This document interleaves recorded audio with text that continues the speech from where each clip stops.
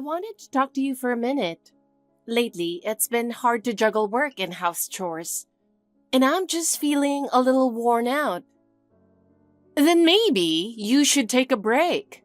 Trying to manage both a job and housework might just be too much. I think you'd have a much easier time if you focused on keeping the house running. Of course, I think housework is important, but for me, working has its own meaning. Having a job gives me some emotional breathing room. But don't you feel unsettled when the house is messy? I get that work keeps you busy, but if the house isn't taken care of, eventually, it's the family life that starts falling apart.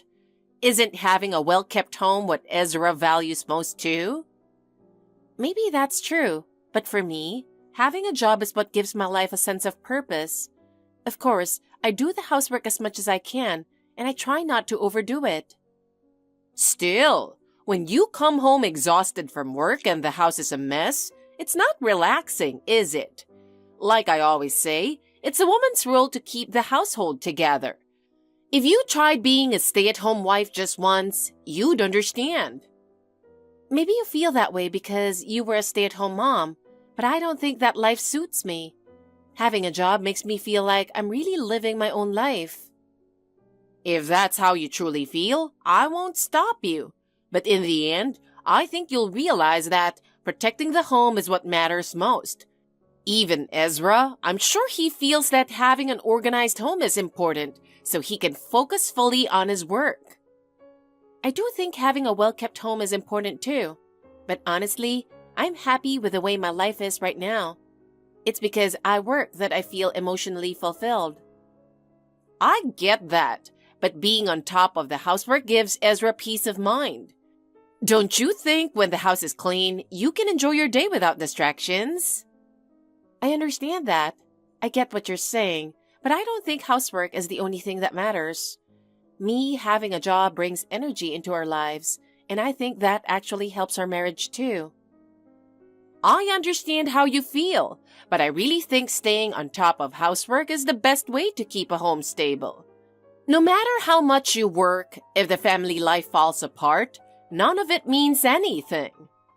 Even so, I want to live life at my own pace. I have considered the stay-at-home option you suggested, but right now, I feel like continuing to work has meaning for me. If that's how you feel, then fine. But honestly, I think being a stay-at-home wife would let you contribute more to your family.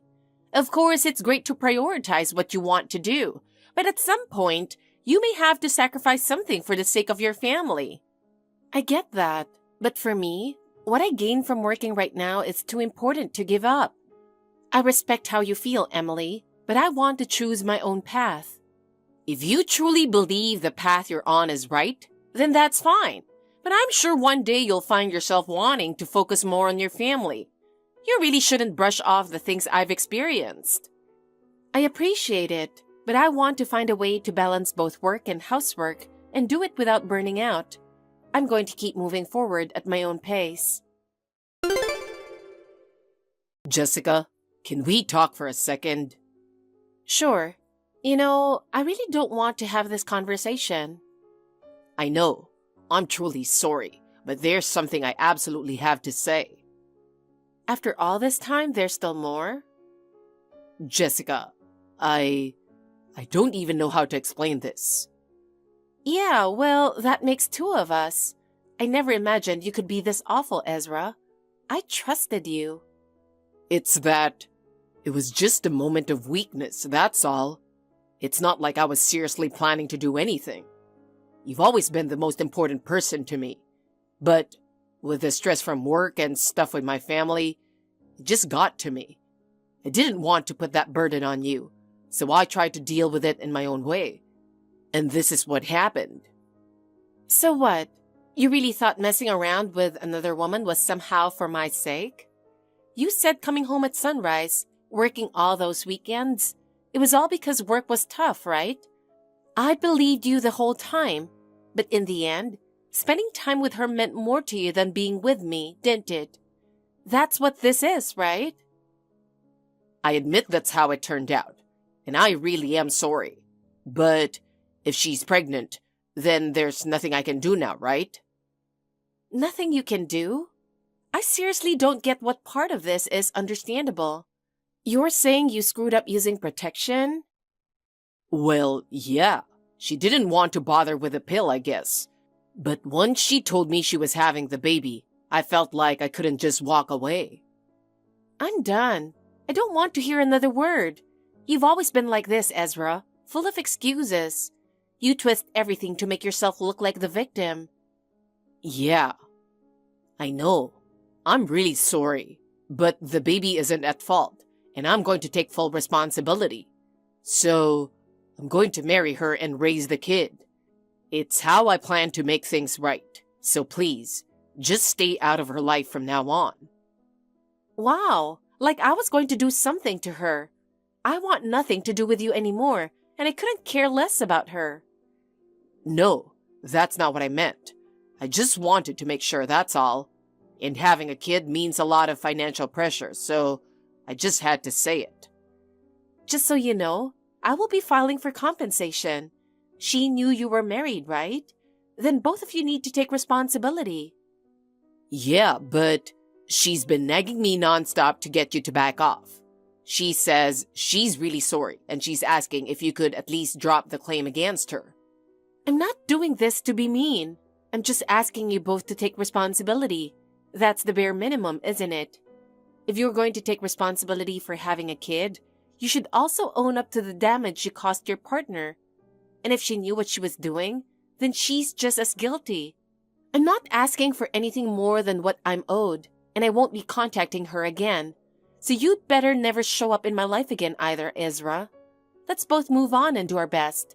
I'm going to keep moving forward and live my life. Yeah, I get it. Thanks, Jessica.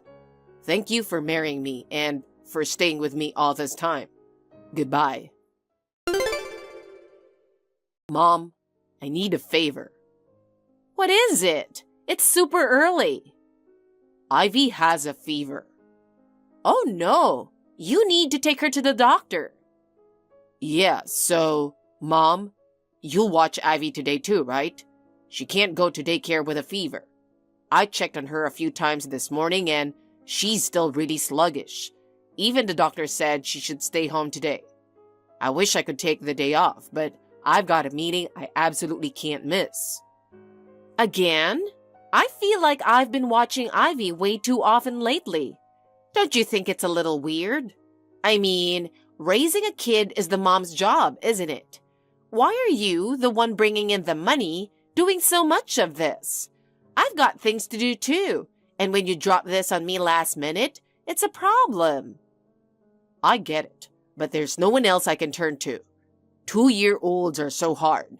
She doesn't listen to anything, and if you take your eyes off her for a second, she catches a cold. She wakes up crying at night too. Honestly, I can't handle this on my own. You're the only one I can count on, Mom. Still, it's usually the mom who takes care of the kid. Don't you think this is a little irresponsible? What the heck is Jessica even doing? Every time I ask, you dodge the question. Don't tell me she's really just ditched the whole parenting thing. I don't think that's the case, but yeah, it's complicated. The situation's tough right now. I want her to help more too, but some things just aren't that simple, you know? She never shows her face around here. Never changes no matter how many times we talk. She's totally failed as a wife. I've had enough. I can't believe she puts this much pressure on you and just acts like it's no big deal. I'm going to give her a serious talking to. Someone needs to show her what being a real mom looks like. Please don't, Mom. Doing that will just push her even further into a corner, right? Yeah, things are honestly really hard right now, but I still want to protect our family as a dad. And I'm really sorry for putting so much on you, Mom, but blaming her isn't the answer. Ezra, I'm sorry too. I just got so frustrated. As a grandma, it's my job to help out, but I can't help saying something. Still, wasn't I right from the start? If you had married the girl I picked instead of that weirdo, none of this would be happening. You'd have a wife who actually supports you, who who keeps the house in order and stands by your side. Yeah, I get what you're saying, but it's already done, and there's no changing it now.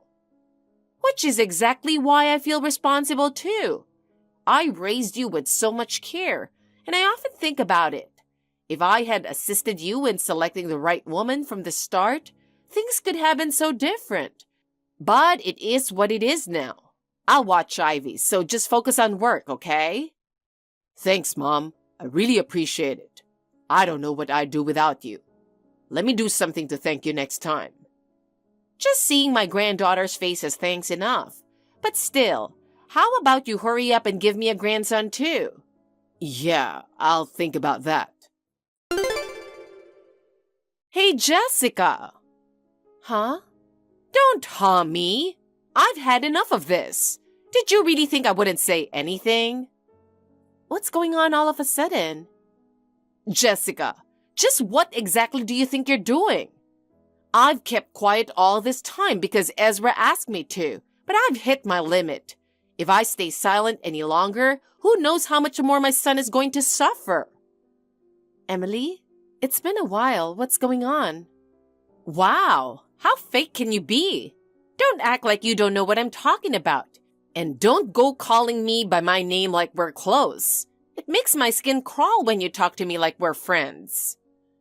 Well, if that's how you feel, then how should I address you? You should be calling me Miss Miller. Isn't that basic manners? Honestly, you're unbelievably rude. You've always been like that. No respect whatsoever. I'm sorry, but we are now strangers and... Oh, give me a break. Don't try to dodge things with excuses. I'm not falling for it. You're all about your job and completely ignoring your responsibilities as Ezra's wife. And you've always treated me with total disrespect. Well, if I was rude back then, I'm sorry. You still are. Actually, you've gotten even worse. You've dumped all the parenting on Ezra and just live however you want. Have you ever once stopped to think about how much he's struggling? I can see exactly how much pain he's in. Every bit of it. Huh? Hold on a second. What are you even talking about? Are you seriously saying I've abandoned my child? And by husband, do you mean Ezra? What are you babbling about? Are you so lazy your brain's gone soft? Your kid has zero discipline. She runs wild in the house, throws tantrums nonstop, has no regard for anyone else, and just does whatever she wants. That is clearly because of how you raised her. Your careless attitude shows up in everything she does. That's exactly the kind of thing that tears families apart. I've had enough of this. Just let my son go. Mothers usually get custody, right? Then take the kid and disappear from our lives. Someone like you doesn't deserve to have anything to do with my son anymore. Hey, I'm sorry, but I really don't understand what you're talking about. Don't even try to lie your way out of this. I know exactly how manipulative you are, you spiteful little witch. Just divorce Ezra. Do you actually enjoy making my son miserable? Well, I hate to break it to you, but we got divorced 3 years ago. Excuse me? Divorced? Stop making up ridiculous lies. I'm not lying. Ezra and I really did get divorced 3 years ago. The reason's pretty straightforward. He got another woman pregnant. How could I possibly stay married to him after that? More importantly, Emily, are you saying you're the one taking care of the child?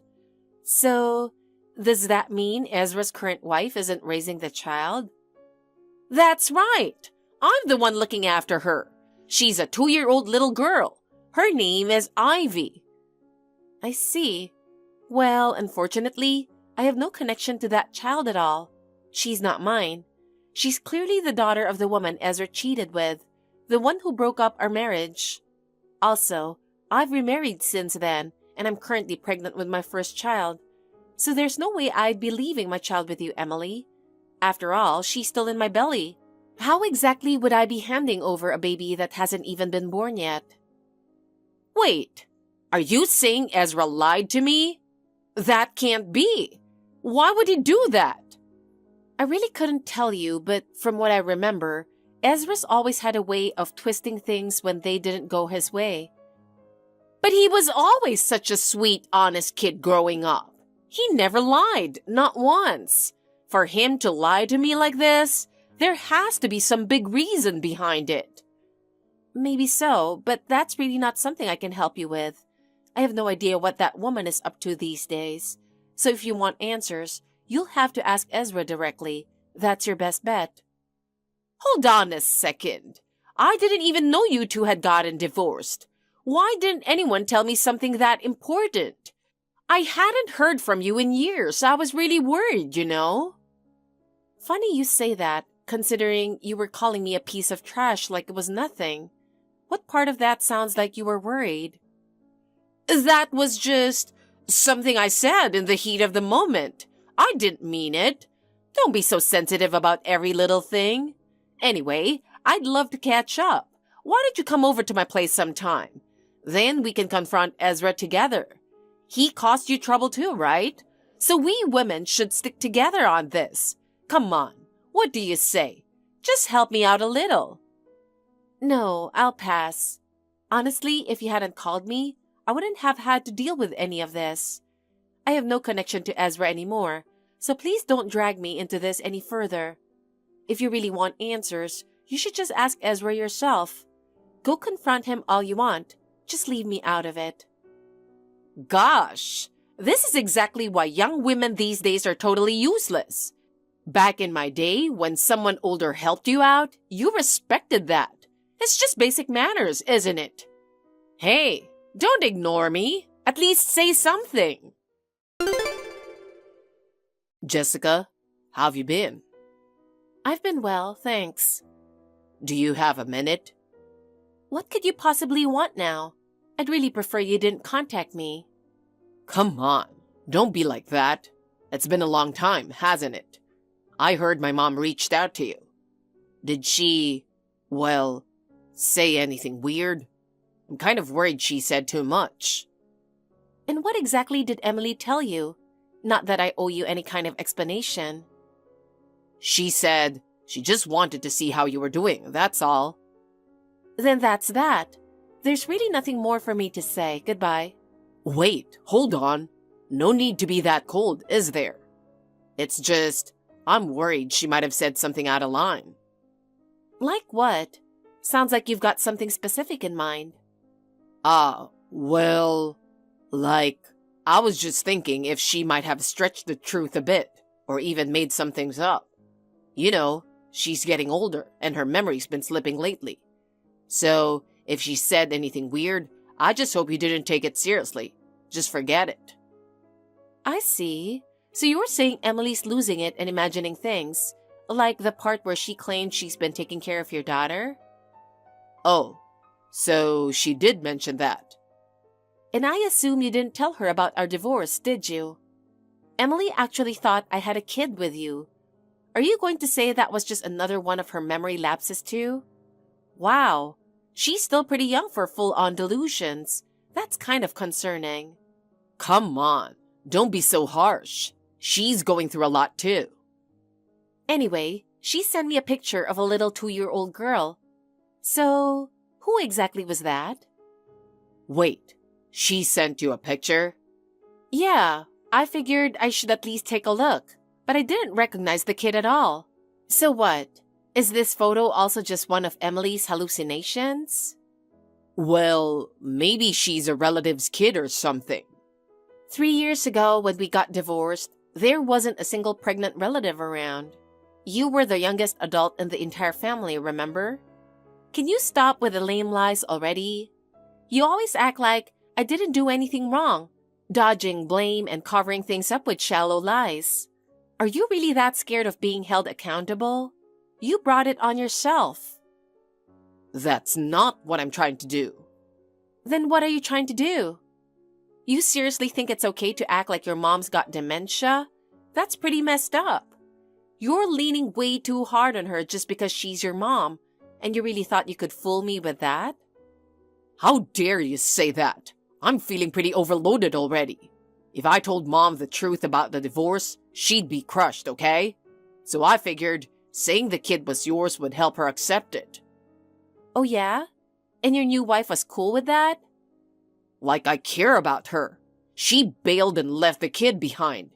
We fought over compensation, and I ended up paying instead of her. Then she just ran off to be with some other guy and dumped us. Wow. Both you and your ex sound like total disasters. You are perfect for each other. Shut up.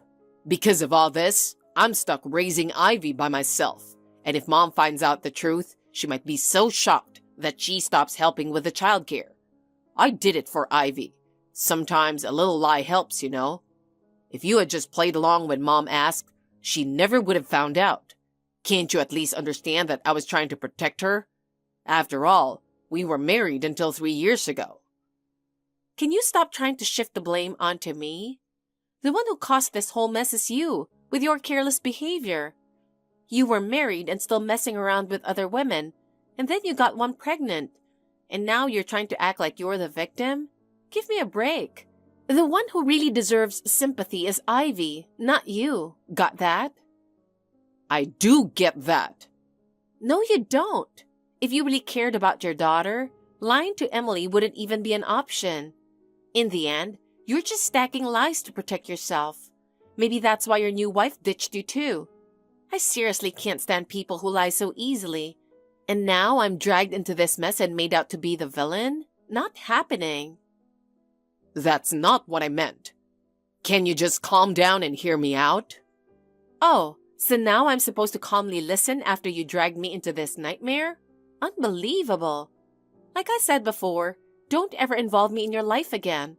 Whatever mess you're in, deal with it yourself. No way. Ezra, I just spoke with Jessica. I see. What the heck is going on? You'd better explain everything. Are you even listening to me, Ezra? I'm listening. Mom, please calm down. Jessica told me you really got divorced. Why would you keep something so important from me? And whose child is this anyway? Where's that woman now? Don't tell me she tricked you and ran off. A kid from some stranger? That totally creeps me out. There's no way I'm calling that child my grandkid. Don't say that, Mom. Ivy is my daughter, and I love her. That baby didn't do anything wrong. But why did you lie to me? You let me believe all this time that the child was Jessica's. You were always such an honest, straightforward kid. Never told lies. I never imagined you'd keep something like this from me. And the neighbors all think she's Jessica's and your daughter. What am I supposed to do now? If I tell them otherwise at this point, I'll look like a fool. How am I supposed to explain this? Mom, there's no need to go around correcting people. Bringing it up now would just make things even messier. I can't believe it. You're still holding on to a lie like that? How did you end up like this? I didn't raise you to be like this. I raised you with so much love, always putting your future first, so you could live an honest, upright life. And now you betrayed me like this? It's got to be Jessica's bad influence, hasn't it? Ever since you married her, you started changing. If you had just listened to me from the start, none of this would have happened. Ezra, you're one of those single dads now, right? If the neighbors find out, I'll never be able to show my face outside again. Can you stop saying stuff like that?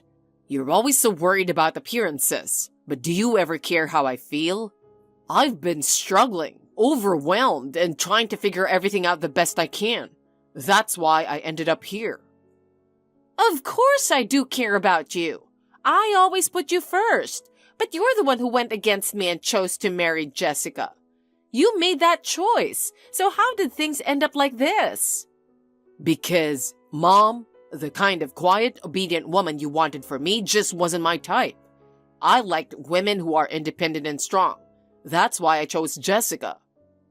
Then why did you end up having a kid with someone else? That makes zero sense. Well, it was kind of an accident. She approached me, and I have to admit, it was difficult to reject her in that moment. But yeah, I know that's a terrible excuse. Anyway, I've made up my mind. I'm going to raise Ivy right. She didn't do anything wrong just by being born, you know. Yeah, I guess you're right. It's not her fault. But I just wished you hadn't lied to me. No matter what's going on in your life, I'm still your mother. And the fact that I had to hear everything from Jessica, that really hurt. Even your father gave up on me and moved far away. That's why having Ivy around made me so happy. But now that I know it wasn't the kind of connection I thought it was, it's complicated. I honestly don't know how I'm supposed to feel about it. I'm sorry, Mom. I was trying not to worry you, but I ended up hurting you instead. From now on, I'll be honest with you. I'll be more thoughtful about Ivy too. Yeah, I know you've been trying your best, Ezra. I really do. It's that woman's fault. Oh, I've got a great idea. Just wait right here. Jessica, can I talk to you for a second? What do you want now? Well, I just wanted to apologize properly for earlier. I really lost my temper and said way too much. I see. I'm sorry for how out of control I got earlier. I was just so shocked. I let my emotions get the better of me. Looking back now, I realize I shouldn't have spoken to you the way I did. If you understand that, then that's all I need. I'm not trying to be overly emotional either. So, I've been thinking it over again. Jessica, have you ever considered coming back to us? What? I mean, Ivy needs a mother, right? If you came back and became her mom, everything would fall into place. Ezra would be grateful, and Ivy wouldn't have to grow up feeling lonely. Wouldn't it be cruel to let a child suffer any more than she already has? Hey, you did talk to Ezra about this, right? I did, but he's struggling too. Ivy's real mother is gone, and even I don't know what to do anymore. But this way, everything would be fixed. If you came back, everything would be okay. We wouldn't have to worry about appearances anymore. The neighbors all think she's your daughter anyway, so why not just make that true for real? What do you say? Wow, you've got to be kidding me. A boring lie and a ridiculous proposal? Now this is some top-tier comedy right here. I'm being serious. Ezra's really struggling here. You're his ex-wife. It's only right that you help him out. Oh my gosh, can you please just stop? How many times do I have to say this has nothing to do with me? For the record, I'm married to someone else now, okay? And now you're asking me to come back and play mom? That's completely insane. From the start, all you've been doing is trying to dump your mess on me. Could you not? You two made this disaster, so how about you clean it up yourselves? That's how it should be. Why on earth should I be dragged into any of this? You and Ezra keep pointing fingers, but let's be real. You're the ones at fault here. I'm the one who got dragged into your chaos. I'm the victim here, not the one responsible. Wait a second. How did I end up being the bad guy here? I didn't know anything about this. Ezra did it all behind my back. Do you really believe that? Why do you think Ezra lies and runs from responsibility all the time? Isn't it because you've always been judgmental? And the second something doesn't go your way, you totally freak out and blow up at people. Ezra's been walking on eggshells around you since he was a kid. And now, look where that's gotten everyone. When did I ever act judgmental? You've gone on and on about a wife's duties, and young women should know better, remember? You might not even realize it, but those unconscious words and attitudes have hurt people and pushed them to the edge. What Ezra did was absolutely awful, no question. But the root of it is you.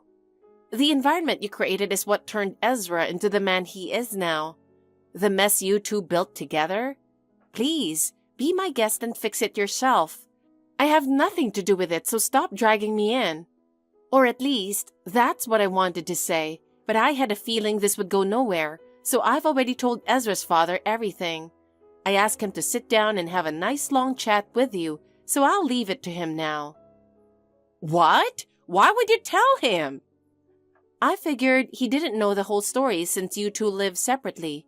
Plus, you've always been totally powerless when it comes to him, right? Hold on. He can't know about this. Oh, I bet. You've been stirring up drama with that difficult personality of yours. So, of course, he gave up and moved out. You should be lucky he hasn't divorced you yet and is still covering your expenses. And after all that, you come around hurling insults at me, then try to dump your granddaughter on me too? Once he hears the full story, that might just be the final nail in the coffin. He's really scary when he's mad. I don't want this to blow up any more than it already has. Please, I'm begging you. I just felt so bad for little Ivy. She didn't do anything wrong, and growing up without a mother, it's just too sad. And you were Ezra's choice, Jessica. I thought you were someone we could rely on. Well, if the son's a liar, then the mom's a total fraud. What was it you said about me again? Oh, right. A child's behavior reflects the mother's upbringing. Makes perfect sense now. I really am sorry. I wasn't thinking clearly. I truly want to apologize from the bottom of my heart. So please, could you just pretend none of this happened and not tell my husband? Well, if you're truly sorry, I might consider it. Yes, I mean it. I really do. But here's the thing. You're a liar, Emily, and I don't trust liars. Sorry, but I'm just that nasty little woman who's super suspicious of people. This feels like one of those fairy tales, doesn't it? The liar always loses. Classic. No way! I want nothing more to do with this, so feel free to handle things however you like. You and your son can go ahead and get thoroughly chewed out by your husband. Maybe this time, it'll actually teach you both to stop lying. If you're still expecting anything from me, I wouldn't hold your breath. From now on, I think it's best if you solve your problems on your own. Emily and Ezra each had to face harsh realities in their own ways. Ezra's reputation at work took a nosedive, and his performance kept slipping as his family problems weighed him down. Eventually, he was transferred to a dead-end department and completely lost his place at the office. His irresponsible behavior and self-centered attitude has cost everything, and in the end, it left him all alone. As for Emily, after her divorce, she became completely estranged from her son, and with no one left to lean on, she now lives a very isolated life. I heard even her friends and family distance themselves from her, and she spends her days full of loneliness and regret. I can't say how much she truly regrets her actions, but it's clear that her constant lying left her with no one willing to stand by her. On the other hand, little Ivy was fortunately taken in by her maternal grandparents, and she's growing up healthy and happy, surrounded by warmth and love. Hearing that she's doing well both physically and emotionally finally brought me a bit of peace. Just thinking of Ivy being genuinely loved and thriving makes me feel truly relieved. As for me, I'm now enjoying calm, peaceful days as I prepare to welcome my first child. Through everything that happened, I've learned just how dangerous it is to keep lying, and how, in the end, it only ends up hurting yourself. When my child is born, I plan to tell them the story of the boy who cried wolf, and teach them how important it is to be honest and live with integrity. Hey, Ellie, can I borrow that Louis Vuitton bag? It's perfect for the party. Willow, I'm not sure about that. Oh, wait, are you saying no? Oh, come on. See, this is exactly the kind of thing you always do, Ellie. I mean, we're sisters, even if it's just in law. And you won't even lend me a bag? That's kind of wild. It's not like you ever use it anyway. It's just sitting in your closet collecting dust. You should be thanking me for actually putting it to good use. What, are you just scared one of your mom friends might see it? If your ego's that fragile, don't worry. I'll carry it loud and proud and boost your rep for you. Oh, wait a second. I put in a lot of effort to get that bag. It was a birthday treat for me. It's not something I can just lend out like it's nothing. Okay. Chill with the whole sentimental value speech. It's just for one night, right? I'll give it back. I'm not going to spill anything on it or break it. That's not the point. It means a lot to me, and I'd really rather not lend it out. Seriously? We're sisters-in-law, aren't we? It's totally normal to lend each other stuff. Saying no is actually kind of cold. You're always so stubborn. Even when you first got married, you never shared snacks or anything. You haven't changed one bit. What I need you to understand is it's about how it makes me feel. Before we even talk about yes or no, I hate being pressured into things. Oh, I'm not pressuring you. I'm just asking. And I need it tonight. I want to match it with my dress and post it on Instagram. I just hit 10,000 followers. That's a huge milestone. So you're saying it's fine to just grab someone else's stuff to celebrate that? Wow. How can you say something like that? You're seriously so cold, Ellie. You've always been like this. It's like you got no emotional space. This isn't about emotional space. It's about basic manners. Expecting someone to let you borrow their things just because you asked is totally unreasonable. Unreasonable? You're the one throwing a fit over a bag for one night. How small-minded can you be? You know what? Maybe I'll just grab it without saying anything. You probably won't even notice if I swing by right now, right? Excuse me? That's straight up theft. Theft's a little dramatic, don't you think? I'd prefer to call it sharing between sisters. Well, if you won't lend it to me, guess I'll just have to take matters into my own hands. I'm taking a screenshot of this WhatsApp convo right now. If you come into my house without permission, I'll be reporting it. For real. Reporting me? Are you serious right now? It was a joke. Chill out, would you? This isn't about jokes. If you take something that belongs to me without my permission, that's called a crime. Whatever. Fine, I'll drop the bag idea, but wow, you're so stingy. I don't know a single mom friend who acts like you. Then why don't you borrow one from one of your mom friends? Because I'm done dealing with your nonsense. Yeah, whatever. Fine. Total waste of time talking to someone this uptight. Anyway, I'll find another way to slay tonight. Hey Ellie, how's everything? Looks like the weather is getting chilly lately, huh? Willow? Sorry for being a bit out of touch lately. No worries. You don't need to apologize for that. So anyway, we got a favor to ask again this year. You want me to watch the kids again, don't you?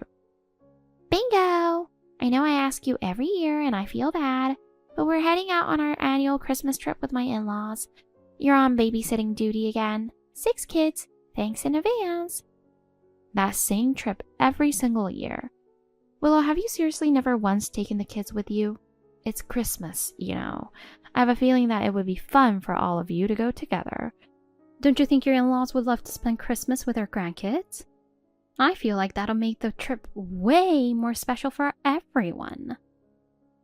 Yeah, they are never happy about it. Every time I even mention the kids, they just sigh and go, no way. Can you believe that? I ask them every single year. Like, do you mind if we bring the kids? They're really looking forward to Christmas too. But every time it's like deja vu. They shoot it down immediately. They even told me once, bringing the kids is totally inappropriate. Those two seriously only care about themselves. Wait, they've turned you down every single year? That's unbelievable. At first, especially when our oldest was just born and they were so happy about him. They held him, took pictures. Were they just faking it? Back then, they made it sound like, yes, bring him on the trip. And now what? The second we had 6, suddenly it's too many to handle. What kind of logic is that? Is having a big family supposed to be a bad thing now? Isn't a loud, happy house supposed to be a blessing? Now it's please don't bring them, they require too much effort. That's really tough to hear. They actually said 1 or 2 grandkids, sure, but 6 is too much. It's overwhelming. Who says that to their grandkids? That's just selfish parenting. In just a moment. Could it be that they're mentioning this because of the trip's costs? I really hope that's not the reason. Aren't you guys the ones covering the children's travel and lodging? That's how it should work, right? No, that's not how it is. That first year, my in-laws covered everything. For both of us and our oldest kid, every single expense. It really felt like we were being treated, you know. So of course I figured it'd be like that every year. Then suddenly they go, from now on you'll need to pay your own way. Like, when was that decided? Yeah, I get that more grandkids mean more cost, but saying we can't pay anymore just like that makes me want to say, excuse me, we're doing you the favor by cutting. But paying for 6 kids is a huge amount. 2 adults and 6 kids. That's 8 people total. That's got to be a serious burden on your retired parents. Honestly, I'm just wondering if it's even worth going anymore. Have you ever thought about just skipping the trip yourself? What? What do you mean? Are you seriously suggesting that I don't go? I mean, they said your kids aren't welcome, right? So I'm just not sure why you still want to go alone. Plus, every year you leave all the kids with me, and it's getting to be a lot. Truth is, it's exhausting for me too. What if your husband went on the trip alone instead? Would it really be so bad if it was just your husband going with the family? Yeah, and guess what? That idea got totally shut down too. Even when I brought it up, they didn't even pretend to consider it. They just pushed back with this whole "you're the daughter-in-law, it's your duty" vibe. My mother-in-law and father-in-law are like, what do you think people will say if the daughter-in-law doesn't show up? Like I'm the only one being judged for it.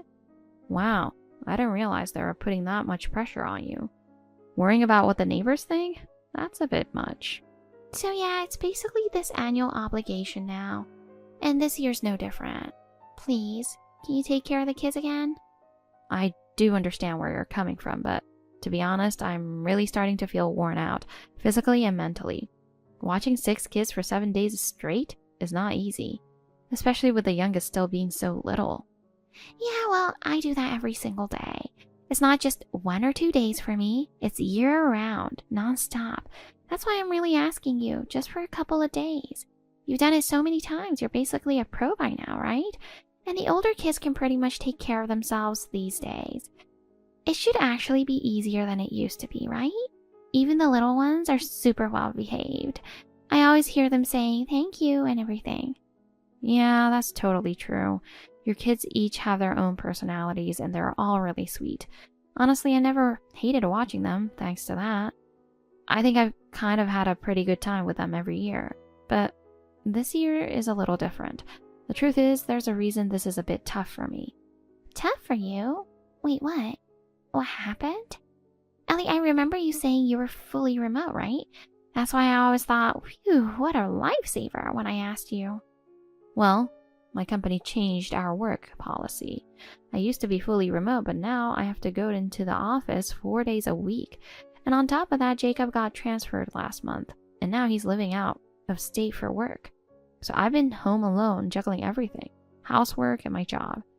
And in that situation, taking care of 6 kids for 7 straight days, it just isn't realistic. I'm really sorry. Wait, what? Jacob's living out of state? You didn't tell me that. But the trip's only 7 days. It's the same as every year. Yeah, I get that. But no matter how I look at it, it's just not possible right now. Oh, come on, please. I'm begging you. Isn't there some way to make it work? Can't you just use some PTO and stay home for the week? Oh, wait. Are you seriously saying that right now?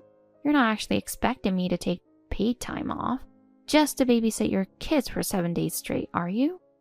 But I really don't have any other options. I really need to ask you for this favor, even if it might be a bit of a stretch for you. You're the only one I can count on. You're the only relative we actually get along with. I know I lean on you too much, but I'm seriously stuck this time. So just this once, is there any way you can help? Please. I'm sorry, but I'm really at my limit. I'm not a daycare worker, and I'm not doing this out of charity. You've asked me to do this like it's no big deal over and over, and honestly, it's been bugging me. So this time, could you at least help cover part of the cost? I really think that's only fair. Wait, what? Cover the cost? You've never brought that up before. That's true, I haven't. I was just holding back, that's all. Now that the kids are older, feeding 6 of them for a whole week seriously adds up. Lunches, dinners, snacks for 6 kids? my fridge gets cleaned out fast. As a mom yourself, I'm sure you understand how that goes, right? Yeah, I guess you're right. But honestly, bringing up money out of nowhere kind of caught me off guard. It's not really something I can decide on my own. We handle all the finances through my husband, so it's not like I can just say, sure, I'll pay on the spot. You get that, right? I can't make that call by myself. So, can you just tell me first if you'll take the kids or not? Yeah, no, that's not going to work. If the money part is still vague, I can't make any plans on my end. If you're going to say we'll figure it out later, then I'm the one left hanging.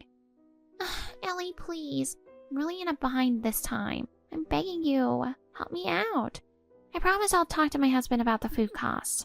It would seriously mean the world if you take them again this year. Okay, fine. But seriously, this is the last time. And in return, you need to talk to your husband and figure out a clear plan to cover the cost. Let me be crystal clear. I'm not watching the kids for free anymore. I'm setting that boundary now. Thank you, Ellie. You're a lifesaver. Seriously, you're the kind of sister-in-law everyone wishes they had. Hi, Matthew. Sorry to bother you while you're busy. This is Ellie, Willow's sister-in-law. I know this is probably during your break, but there's something I really felt I needed to talk to you about. Oh, Ellie. It's been a while. I wasn't expecting a message from you, so I was a little surprised. But for you to reach out to me directly, did something happen? Is there some kind of issue with Willow? Well, actually, just like every year, Willow asked me to watch the kids for 7 days over Christmas. But since it's the holidays and all, there's something that's been on my mind these past few years. And I thought it'd be best to talk to you directly. You mean about taking care of the kids? Well, so basically the usual arrangement, right? Yes, I've adjusted my work schedule again this year, and I think I can manage to take the kids for 7 days. But the thing is, there's still been no mention at all of covering any living or food expenses. Honestly, now that the kids are getting older, the cost of meals and daily essentials keeps going up. It's just not sustainable for me to keep doing this for free. So I wanted to ask if you'd be willing to at least cover the basic out-of-pocket expenses. Since this has become a yearly thing, I hoped we could start having that conversation little by little. Wait a second. Ellie, are you saying that you've been taking care of them for free all this time? Every year I've been giving Willow the money. I swear I've handed her $1,200 every single time. What? $1,200? I'm honestly kind of shocked. I had no idea. I'm not lying. Since it was the 6 kids plus Willow staying over, I figured that was a reasonable amount to prepare. For food, supplies, everything during the 7 days. I thought $1,200 was totally fair, and I gave it to her every year. Well, I hate to say this, but I've never received anything. Not once. Not even once? Also, Matthew, when you said Willow would be staying too, what exactly did you mean by that? I feel like something's not adding up here. Every year, your 6 kids come to stay with me, and Willow drops off their bags and then disappears right after. I always assumed she was going on the family trip with you. That's what she told me too. Wait, what? Did Willow say she was joining the family trip? Hold on a second. Are you saying she actually told you that? No. Willow hasn't come on our family trips for the past few years. She kept insisting that she couldn't attend because her responsibility was to care for the kids. Wait, seriously? So Willow hasn't been joining the trip at all these past years? But she told me that your parents won't pay for the children's travel.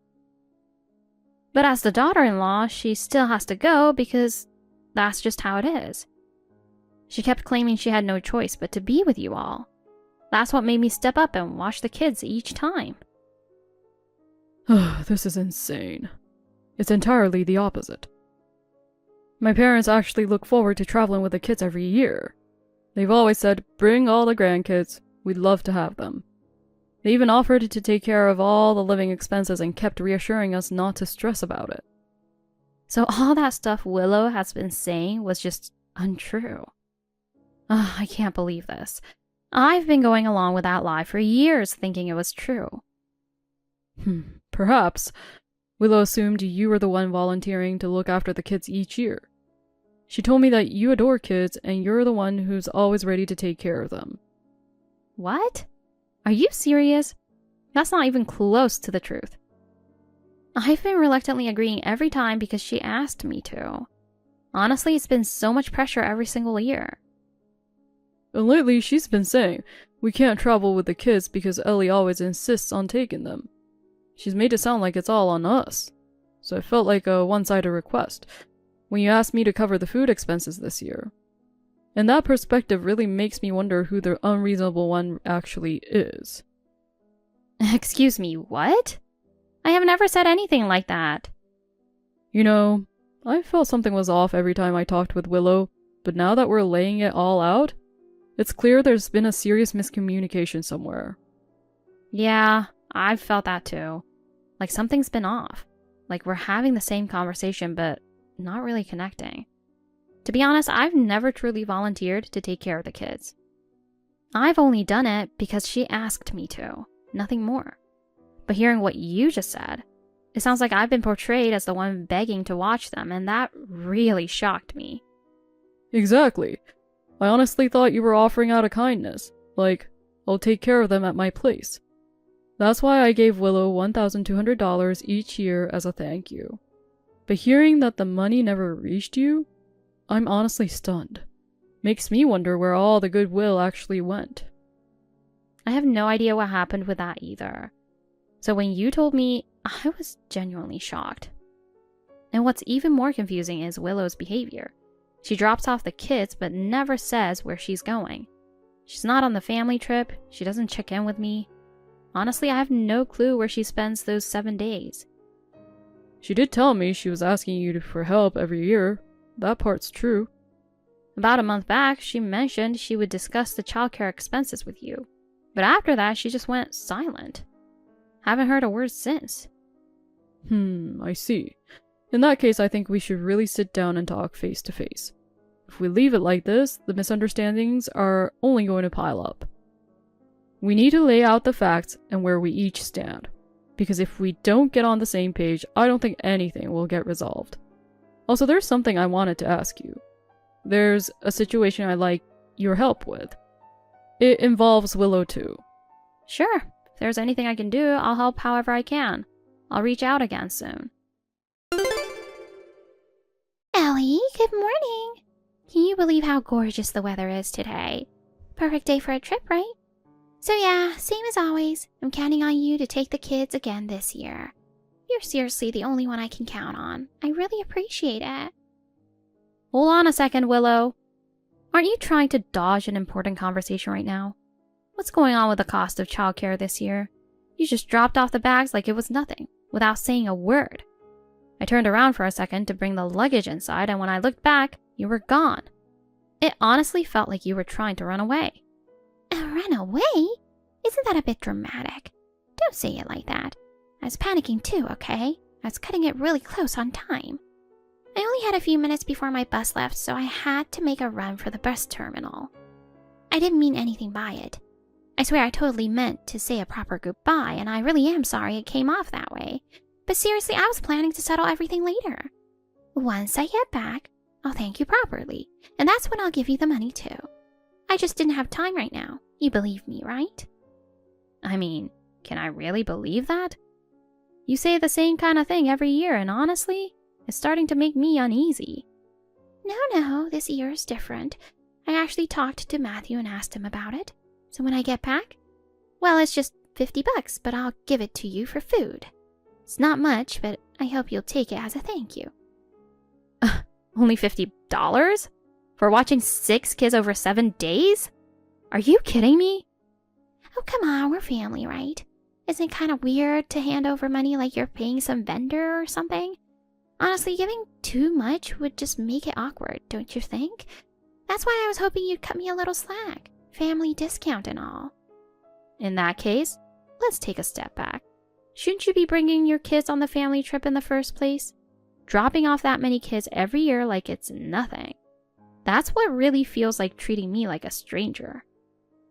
Well, about that, my in-laws can't stand the noise from the kids, so it's not really up to me.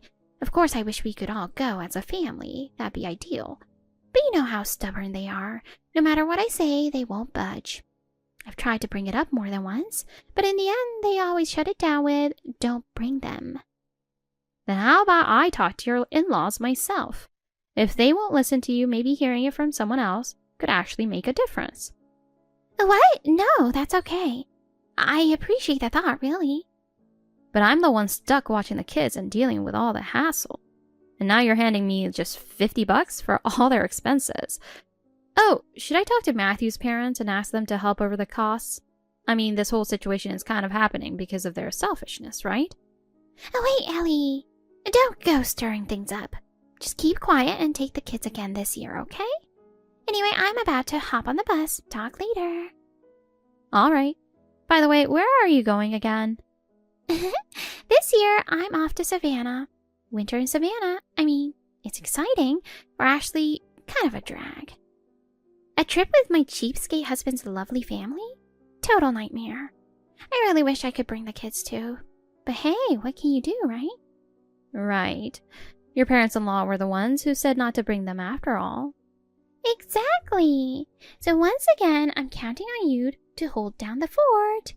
Wish me luck surviving this lovely family trip with the in-laws. A family trip with who, exactly? Huh? You told me you were going with my parents. So, Willow, where are you really trying to go? Answer me. We've had this family trip planned for months. The destination is Colorado. I told you that more than once. Not once have we ever talked about going to Savannah. So where's that coming from?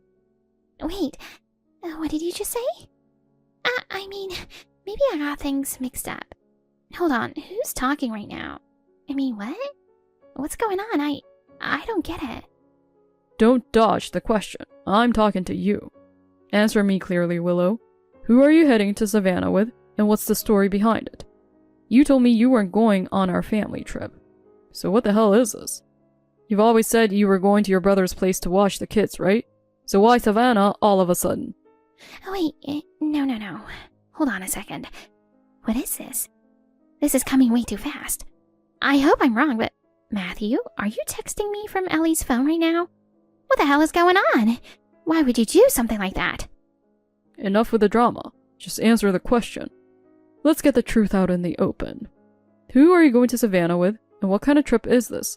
No more lies. Well, I mean, you know. Yeah, I get it. Must be hard to say out loud. I'm going on a trip with a guy I've been cheating with. Isn't exactly easy to admit. What? Wait a minute. You really think that's what this is? I already know everything. All the lies you've been stacking up over the years. Leaving the kids with Ellie and taking off on vacations with your affair partner. It's the kind of thing I wouldn't even want to believe under normal circumstances. And the money I gave you for taking care of our kids ended up being used for your own little trips and treats? I was honestly speechless. You've been covering up everything. I don't even know what to say anymore. I'm done. No way. How do you know all of that?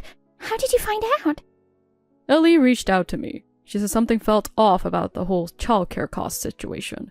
That's when I first realized. You've been lying. I gave you money every year, and then to hear her say I never received anything, I felt completely betrayed. And the more we talked, the more things just didn't add up. Nothing could be explained. That's when I knew for sure you were hiding everything. I mean... Every year you kept saying you were going to leave the kids and head off on the family trip with your parents, correct? And I believed you. I must have looked like such an idiot. Turns out you were telling Ellie something totally different. That you had no choice but to go on a trip with my parents. I can't believe you would lie like that just to make my parents look bad. In the end, you lied to your parents, my brother, the kids. You fooled everyone for years just to do whatever you wanted. Every bit of it was arranged. Every bit of it was a lie. Oh no. This wasn't supposed to come out like this. This is a total disaster. What am I going to do? Getting to the truth was way easier than I expected. Your story didn't match up anywhere. You couldn't even hide how off it all was. Hiring a private investigator was the right call. It only took 7 days to gather way more evidence than I ever imagined. When I saw the report, the shock and rage hit me all at once. You were cheating, and with a younger college kid no less. Seriously? This can't be true. What did you uncover? All of it?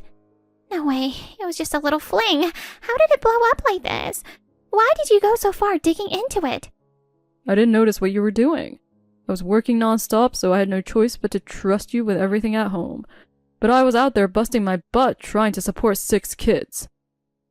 Barely sleeping, giving up weekends, just to earn enough to keep us all afloat. And what did you do with that money? You used it to take vacations with another guy. I didn't want to believe it. But the evidence said it all. I mean, hold on, Matthew, just calm down. If we talk this out, I'm sure we can clear up this whole misunderstanding. You can't talk your way out of this anymore. It's over, Willow. At this point, you might as well come clean. All the lies, the cheating, the way you've used the kids as cover. I want the truth. Everything. No more hiding. All right, you got me. I'll admit it. All of it.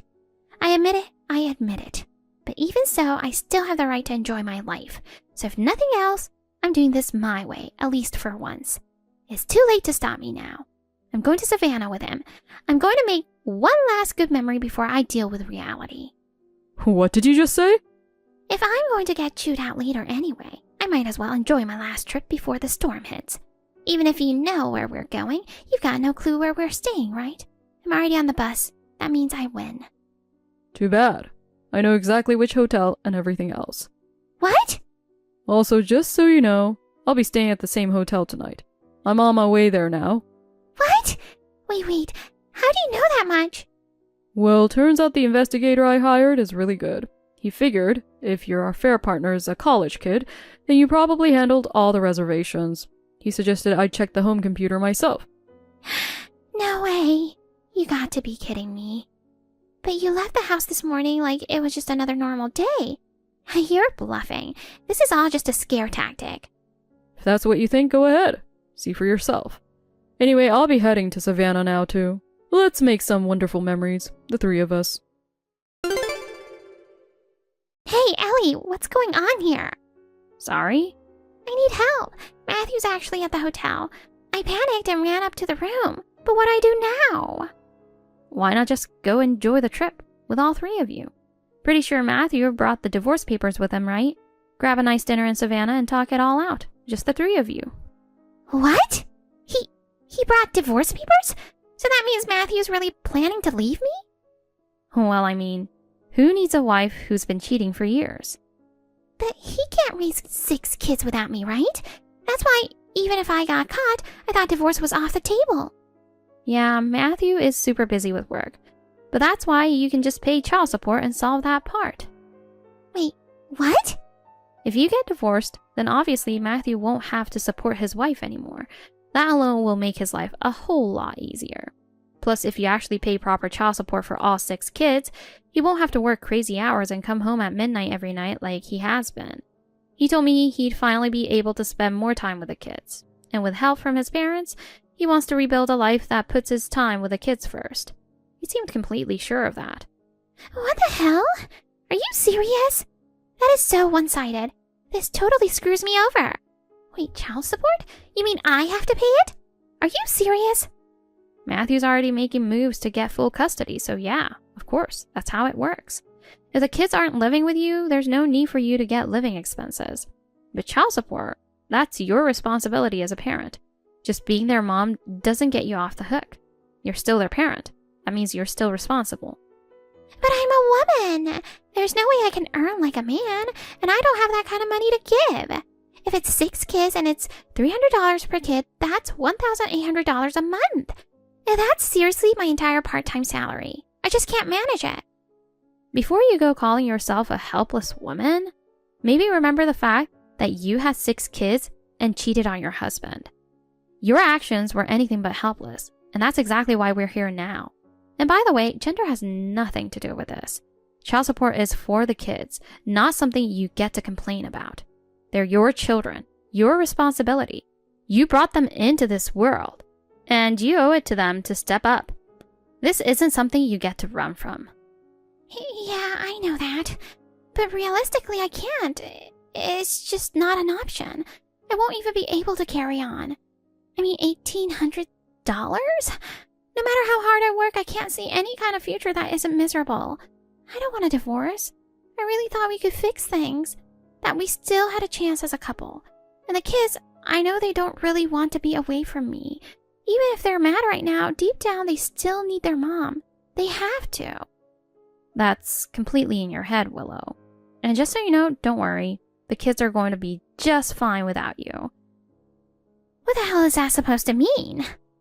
Matthew actually sat down and asked each of the kids. He asked, "There's a chance you might not see Mom anymore. How do you feel about that?" They all expressed their desire to remain by his side. No tears, no hesitation. He said they actually looked relieved. How come? Why would they pick Matthew over me? I've heard that the older kids appeared to be really happy.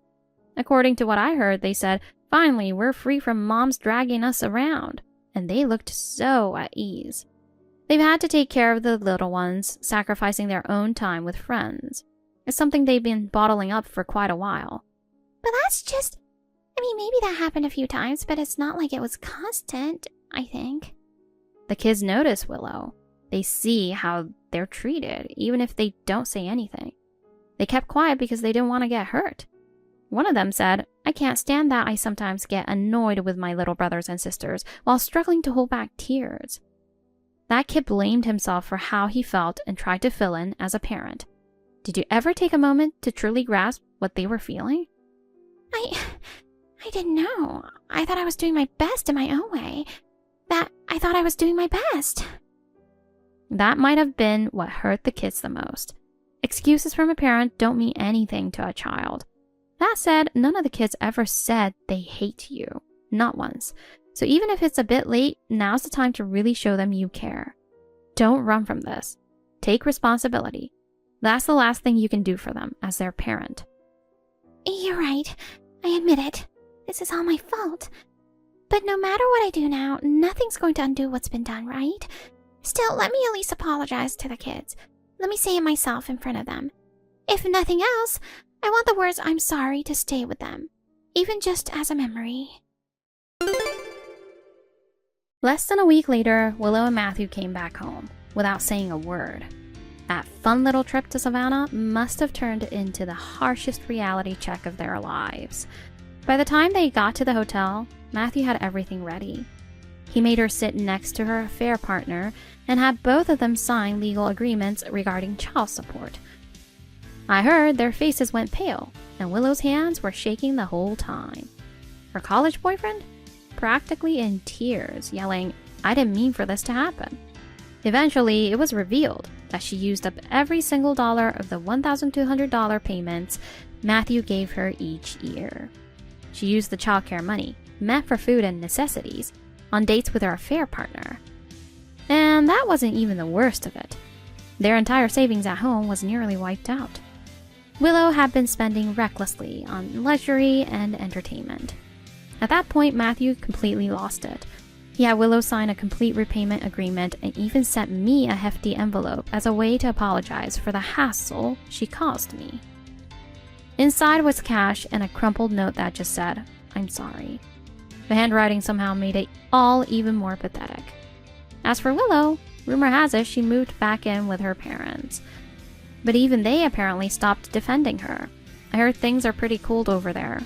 She's juggling 3 part-time jobs now, from what I've been told. Cashier, warehouse sorting, cleaning, working mornings and nights, just trying to cover child support. And the kids? They're living peacefully with Matthew now. They smile more, and the older ones are finally starting to reclaim their own time. And me? Oh, I'm doing just fine. Sometimes I even bring over homemade treats for the kids to enjoy. Eric, did you go to your mom's place again? Weren't we supposed to have plans today? Yeah, but Mom says she suddenly wasn't feeling well, so I had to check on her. It's always like this. No matter what we plan, your mom comes first. Do you have any idea how anxious that makes me feel? But if Mom's not feeling well, I can't just leave her alone. Of course. I'm worried about her. But our life matters too, doesn't it? If you keep putting your mom ahead of everything, I'm going to hit my limit. Why are you so upset? I was just trying to help my mom. I'm not mad. I'm sad. It hurts that you always put your mom before our marriage, and I just can't understand it. That's because I want to be a good son. She's my mom. If she needs me, I want to help. I understand wanting to care for your mom, but ignoring our marriage in the process isn't okay. We're supposed to support each other as husband and wife too, aren't we? I get it. It's just Mom feels anxious being alone. Well, so do I. Every time you put your mom first, it feels like my feelings don't matter. But you know I care about you too, right? That's not how it feels to me. All I want is for you to care about me just as much as you care about your mom. I care about the time we spend together too. But no matter what, I just can't get Mom out of my head. That's exactly the problem. It always feels like we come second. Then what am I supposed to do? I understand you want to be there for your mom, but I need you to stop letting it take over our time as a couple. Our time together matters too. Right. I'll try to be more mindful about it. I know your mom relies on you, and that's fine. But that's separate from our marriage. It's okay to help her, but I need you to protect what we have too. But if I'm taking care of Mom, doesn't that make life easier for you too? That's not how this works. I want to lean on you, and I want us to build our life together. I get that. But I just can't help worrying about Mom. I can't leave her alone. I understand how you feel, but if we're going to make this work, you need to find a better balance. Yeah, but when she calls me, I physically can't stop myself from going. I get that, but I'm already doing my best to hold it in. If you want this marriage to last, you need to put more thought into us. Whoa, look at you. I gotta say, I'm impressed. Can't believe I married such an amazing wife. Huh? What are you talking about? Where's this coming from? Well, don't play dumb with me. I found your savings account. Man, I had no idea you were such a responsible saver. Oh, wait. Hold on. What are you talking about? You've got $300,000 saved up. But it's not in my hands anymore. I gave it to Mom as a gift. What? Wait. What did you mean you gave it to her? I was looking through your closet for anything valuable. And jackpot! Total score! Hold on a second. Why were you even digging through my stuff? Who just helps themselves to their spouse's things like that? And now, a quiz. Is it okay for married couples to keep secrets from each other? That depends on the secret. Not every secret is bad. Sometimes, yes, it's fine. Wrong! Ding ding ding! Incorrect. No secrets are allowed between husband and wife. I wasn't trying to hide it. For the record, that's my savings. And I even found your cash card right next to it. That's basically like leaving a note saying, please use this for us, right? Excuse me? That's not the message I was sending. Not even close. Well, thanks to that, I finally got to show Mom how much I appreciate her. Seriously, you saved me. You're the best. Appreciating your mom is something you're supposed to do with your own money. Why does spending my savings count as being a good son? Oh, come on. As long as Mom's happy, that's all that matters. It's all about the result, not the process, right? Hold up. What about all our household money? Every time something comes up, you pull the mom needs help card and just take whatever you want. What's that about? Helping Mom is my duty as her son. If you can't even care about your parents, what kind of human are you? Oh, then let me ask you. Do you even know how much money you've given your mom in total? Well, I never really kept track, but maybe around $8,000? That's no big deal, right? You're off by a zero. No way. $80,000? Well, that's insane. There's no way. Oh, you're exaggerating. No way it's that much. I'm not lying. I kept a record of every single payment. Want to see the receipts? Even if it was $80,000, who cares? As long as Mom's happy, that's all that matters, right? Because of that, I haven't been able to do a single thing for my own parents. For 6 whole years. You married into my family, didn't you? So your parents don't matter anymore. Why should you do anything for the family you left behind? Excuse me? I never once said I was abandoning my own family. You're my wife. That means my mom comes first. That's just how it works, okay? Not okay. I never agreed to that, and I never will. At first, I thought you were just a sweet guy who cared about his family. You even hid the fact you still call her mommy for a while. I didn't catch on right away, but turns out you're just a full-blown mama's boy. Even I know being a mama's boy is a turn-off. That's why I kept it under wraps. Figured it'd be over if you found out. So you admit you tricked me. Anyway, now that we've got all this money, where should I go? A fancy trip in the States sounds good. Or maybe somewhere overseas. Just so you know, you won't be able to withdraw that money. Huh? What are you talking about? It's in my hands now. I can do whatever I want with it. Things are a lot stricter these days. Banks require proper ID, so you can't just pull money out that easily.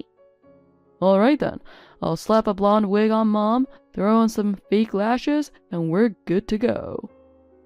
Wait, hold on a second.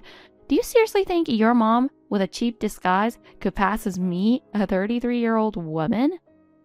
Easy. A little makeover and she'll totally pull it off. Oh, wow. You must think banks are complete idiots. They're not that dumb.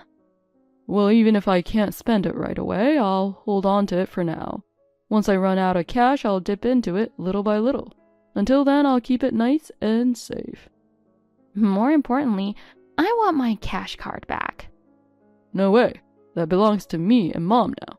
We're gonna live it up together. Just thinking about it gets me excited. Where should we go? Spa weekend? Fancy hotel? Or maybe a cruise? You're so obsessed with her. I wouldn't be surprised if you followed her to the afterlife. Nah, no way. I'm terrified of dying. I'm not going that far. Wow, so you do draw the line somewhere. Oh, and by the way, you're booking the trip. Me and Mom are terrible at that kind of stuff. Absolutely not. Gosh, I'm so done. My boss is such a hard ass. What happened? Did something go wrong at work? Oh, it's beyond that. I quit my job. Wait, what did you just say?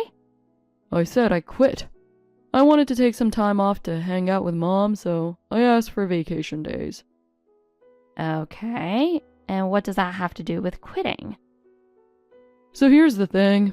Apparently the company just launched its biggest project ever, so everyone's scrambling. And right in the middle of all that, I asked for like 2 months off and my boss totally lost it. He was like, "Are you serious right now?" and went off on me. You were planning to take that much time off? Of course. This is a once-in-a-lifetime chance to go on a big overseas trip with Mom. What can you do with just a week off? It's barely a vacation. How much cash do you even have on hand right now? Well, around $30,000. That's from our savings, isn't it? It's my money. No, it's not. That's the savings we both built up together after we got married. Yeah, but the account's in my name, so legally it's mine. So what? You think just because your name's on it, it all belongs to you? I have every right to use it. I put $500 into that account every month. Yeah, I know. But you could only do that because I allowed it. So since it's in my account, that makes it my money. That logic makes 0 sense. Fine, then give me my half back. Not happening. This is my money now, and Mom and I are gonna enjoy spending it. Then I guess I'll just withdraw it before you can. Are you stupid? Touching my account without permission is straight up illegal. Funny. Right back at you. What you're doing is literally embezzlement. Oh, by the way, Mom and I were just talking, and apparently $300,000 disappears pretty fast. It depends on how you spend it. That's when Mom came up with a brilliant idea. Ugh, I already hate this. What is it? You need to sign up for a new life insurance policy. Excuse me? At least $1 million. $2 million would be even better. Hold up. Why are you talking like I'm gonna die first? Mom says you've got the kind of face that doesn't live long. That's just her random opinion. And if I sign up for that, how do I know you two won't try something? Relax, we're not that crazy. Pamela absolutely would, and that's exactly why this is terrifying. Anyway, I already spoke to the insurance agent. All you need to do is shut up and sign the papers. Oh, absolutely not. If you fight me on this, I'll divorce you. Honestly, that sounds great. What? Come on. I was joking. Don't look so serious. Fine, if you're gonna be difficult, I'll just go ahead and file the paperwork myself. Stop. There's no way that's legal. There's always a way. And by the way, those premiums, they're expensive. You sure you want to blow your fun money on this? What are you talking about? You're paying for it. Why would I pay for some ridiculous policy I never agreed to? Oh, What? What ridiculous idea did you just come up with now? Mom just texted me. What? She said, don't worry about the life insurance. I already took care of it ages ago. She's amazing. She's always one step ahead. Wait, hold on. What does that even mean? Apparently, if you want $1 million policy, they need to do a full medical exam first. So for now, she's settled on a $30,000 policy. She said we can just raise it little by little as we go. Do you even understand how life insurance works? As long as I'm alive, you get nothing. Yeah, I know. But Mom said that won't be a problem, so I'm not worried. That's very much a problem. Oh, this is terrifying. Anyway, between my $30,000 in savings, your savings, and the life insurance, we're looking at a grand total of $360,000. That's more than enough to show Mom some serious appreciation, right? Don't ask me. Man, I'm so glad I married you. You really saved up all this money just for me. I already gave Mom the cash card too, so if you try anything, we're getting divorced. Fine. Take it all. Huh? Do whatever you want. I'm done. Sweet. Then I'll make sure we spend every last cent. Hey, Abigail. Where the hell are you? Where did you even go? None of your business. What's with that attitude? What do you want? Why aren't you coming home? I can't pack for this trip by myself. I don't even know what to put in the suitcase, and getting everything together is a total pain. Don't care. Just hurry up and come back so you can pack for me. We're going to France, remember? There's a lot to bring. Don't care. Did I do something? If I said something that upset you, I'll apologize, okay? Just let it go. Wow. You really are a piece of work. You need someone to spell out what you did wrong, or you'll never get it. How dare you? I'm a good guy who loves his mom. What's so wrong about that? Do you seriously have no clue what I've been through these past 5 days? Of course you don't. That's the only reason you could be this clueless. What are you talking about? What happened? I got pushed down the stairs 5 different times. That's a little too much to call a coincidence, don't you think? Wait, what? And that's not all. While waiting at crosswalks, I got shoved from behind 3 times. You had no idea I almost fell into traffic, did you? Why on earth would something like that happen? Oh, I'm so scared now. I can't even go outside. I'm hiding out at my parents' house, but even there, last night there was a small fire right near the house. Think that's just a coincidence? No, that can't be. I wonder who's behind all this. I have no idea. Just be careful. You've got a pretty good guess, don't you? What? No way, I don't know anything. I'm not involved. Call the final boss. Huh? Final boss? I'm telling you to bring in that psycho old lady. You mean Mom? Who else would I mean? Do it before I completely lose it. Okay. What do you want? I can't believe my daughter-in-law, who left my son to run back to her parents, is actually reaching out to me. And how exactly did you know I was at my parents' house? Did someone tell you? Oh, please. Where else would you go? It's not like you have anywhere else to turn, do you? Still, you've really outdone yourself this time. I never thought you'd actually go this far, just to cash in on life insurance. Oh? I have no idea what you're talking about. Truly, I'm clueless. Oh, cut the act. It wasn't enough to steal my cash card. You just had to take things even further, didn't you? I didn't steal anything. My son gave it to me. And why should you get a say in how money gets passed around between family members? Manipulating your pathetic mama's boy must be easy work for a greedy, sleazy old hag like you. Excuse me? You think you can talk to your mother-in-law like that? Watch your mouth. Actually, we're getting divorced soon, so you're not my mother-in-law anymore. You'll just be a random person to me. Wait, what? What's this about divorce? I never heard anything about that. You're the one who said it first, remember? If you don't like it, divorce me. Wasn't that what you said? Are you now saying you didn't really mean it? Well, I was just caught up in the moment. Mom told me I needed to act tougher, so I just... Gosh, I've had enough. Mom this, mom that. How much longer are you planning to cling to her? It's making me lose my mind. Of course. My mom comes first. She gave birth to me and raised me. You should have just stayed single and lived with her forever. It's my duty as her son to give her grandkids, too. In that case, buy her a doll and tell her it's her grandchild. Not like she'd care. It's not a grandkid she wants. It's just another payday.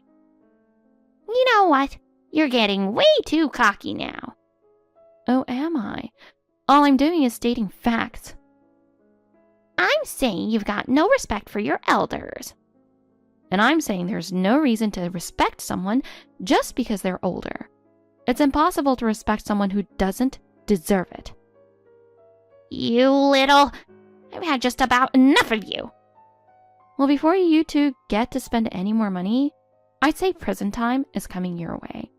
If you got anything left to say, now's your chance. You might not get to speak so freely much longer. What? Where's this coming from? Let me guess. Your mom told you to play dumb and act like you know nothing? What? No, she didn't. But you knew everything, didn't you? You knew Pamela was after me. You knew about the fire, too. I didn't know anything. You're misunderstanding everything. I'll admit, the creep who followed me around didn't look exactly like you. See? It wasn't me. But appearances can be changed, can't they? Put on some baggy outfits and rock those platform shoes. There are tons of ways to blend in. There's no way I'd ever do something like that. It's just a coincidence, really. Nope, I'm positive. It was you. Don't be ridiculous. You've got no proof. Actually, I do. I recognized your smell. Hold on, I don't even wear cologne. No, not cologne. Your body odor. What? That unforgettable stench. I could never mistake it for anyone else. Hold on a second. You never said a word about that. I left out clinic brochures right there on the table on purpose. How was I supposed to notice something like that? I tried to tell you so many times that surgery would help, but it's not exactly easy to bring up. You should have told me. It's important stuff.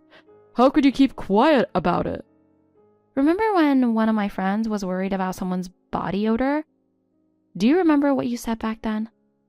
No way. I couldn't handle that. If it were me, I'd just disappear into the mountains and live as a hermit. You laughed about it, remember? How could I possibly tell you after that? You've got to be kidding. This is too much. Honestly, I kind of want to grab my stuff and head for the mountains right now. You know, it's funny. At first, it really bothered me. But the more time we spent together, the more I got used to it. Still, I knew it was something I should have told you.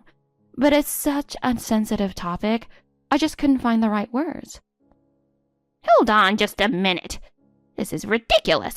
I'm the one who raised Eric with my own hands. I was with him every single day, and I never noticed anything like that. Of course not. But maybe that's because you just never realized. What? Actually, Pamela, you might have the same issue. Body odor tends to run in families, and people get so used to their own smell, they don't even notice it. That's impossible. Not me. I understand why you'd feel that way. But this isn't something that just suddenly shows up when you're older. It often gets worse as your diet and lifestyle change over time. It's pretty common. I had no idea. Anyway, this conversation doesn't really matter right now. The real issue is everything you two put me through. Bottom line, Eric, you're the one who attacked me, and I've got all the evidence I need. You can't talk your way out of this. No. I only did it because Mom told me to. Are you saying you did it because your mom told you to? You really think that's going to fly? The one who gave the orders and the one who carried them out? They're both equally guilty. Even if you end up in separate cells, you'll still be remembered as a mother-son crime duo. Why don't you two just stick together like always and spend the rest of your lives supporting each other? Whatever. You really think something like this could scare me? Are you kidding me? We've got money, and as long as we have money, we'll be just fine. Eric, let's take that money and disappear somewhere far away. I want to go somewhere with no people. Like deep in the mountains. Somewhere quiet, where no one can find us. Seriously, you've always been such a fragile kid. But don't worry, money can fix anything. I'll even pay for that surgery for you. For real? Well, that's amazing. Oh, I'm serious. But before we do that, there's one thing I need to say. Your wife? She's an absolute idiot. She could have frozen the account or done literally anything to stop us. Hurry up and get the cash, Mom. Let's grab it and get out of here. That's exactly why I'm already at the bank. I'm next in line, and once I've got the money, we're out of here. Mom, you're amazing. Your timing's perfect. I knew I could count on you. So, Pamela, did you manage to withdraw the money? Hey, Abigail. By the way, why'd you give up on the cash card so easily? Normally, you'd put up way more of a fight. Well, you'll figure it out soon enough. Huh? What's that supposed to mean? Wait a minute. No way! Here we go. What the hell? Why does the balance say 3 cents? Wow. Now that is priceless. Wait, what? What's going on? The teller said it. There's no money left in the account. This has to be a mistake. Well, no surprise there. I already transferred everything into another account using online banking. And actually, I already spent most of it. What? You've got to be kidding me. I never said a word, did I? You tricked us. Tricked you? I never told you anything. You two were the ones who stole the book and got all excited over nothing. No way! There was over $300,000 in there. What the hell did you spend it on? My college tuition and study abroad expenses, actually. That's what parents are supposed to pay for. Exactly. That's why my grandparents gave me $200,000 as an educational gift. That amount falls under the tax-free limit, and my parents covered the rest. So why were you making such a big deal about that useless bank card? You totally led us on. It's sentimental. It felt like a symbol of everything my grandparents and parents gave me, so I couldn't just throw it away. Never thought it would come in handy like this, though. Mom, hold on a sec. So that means the only money left in my name is the $30,000 I saved up? Huh? What do you mean, huh? Don't tell me. What? I have no idea what you're talking about. Why don't you spell it out? You're not saying that money's already gone too, are you? Well, I thought I had $300,000 to bum. Of course I spent it. Money's meant to be enjoyed while you have it, right? Oh, right. Makes sense. Wait. What the hell, you crazy old hag?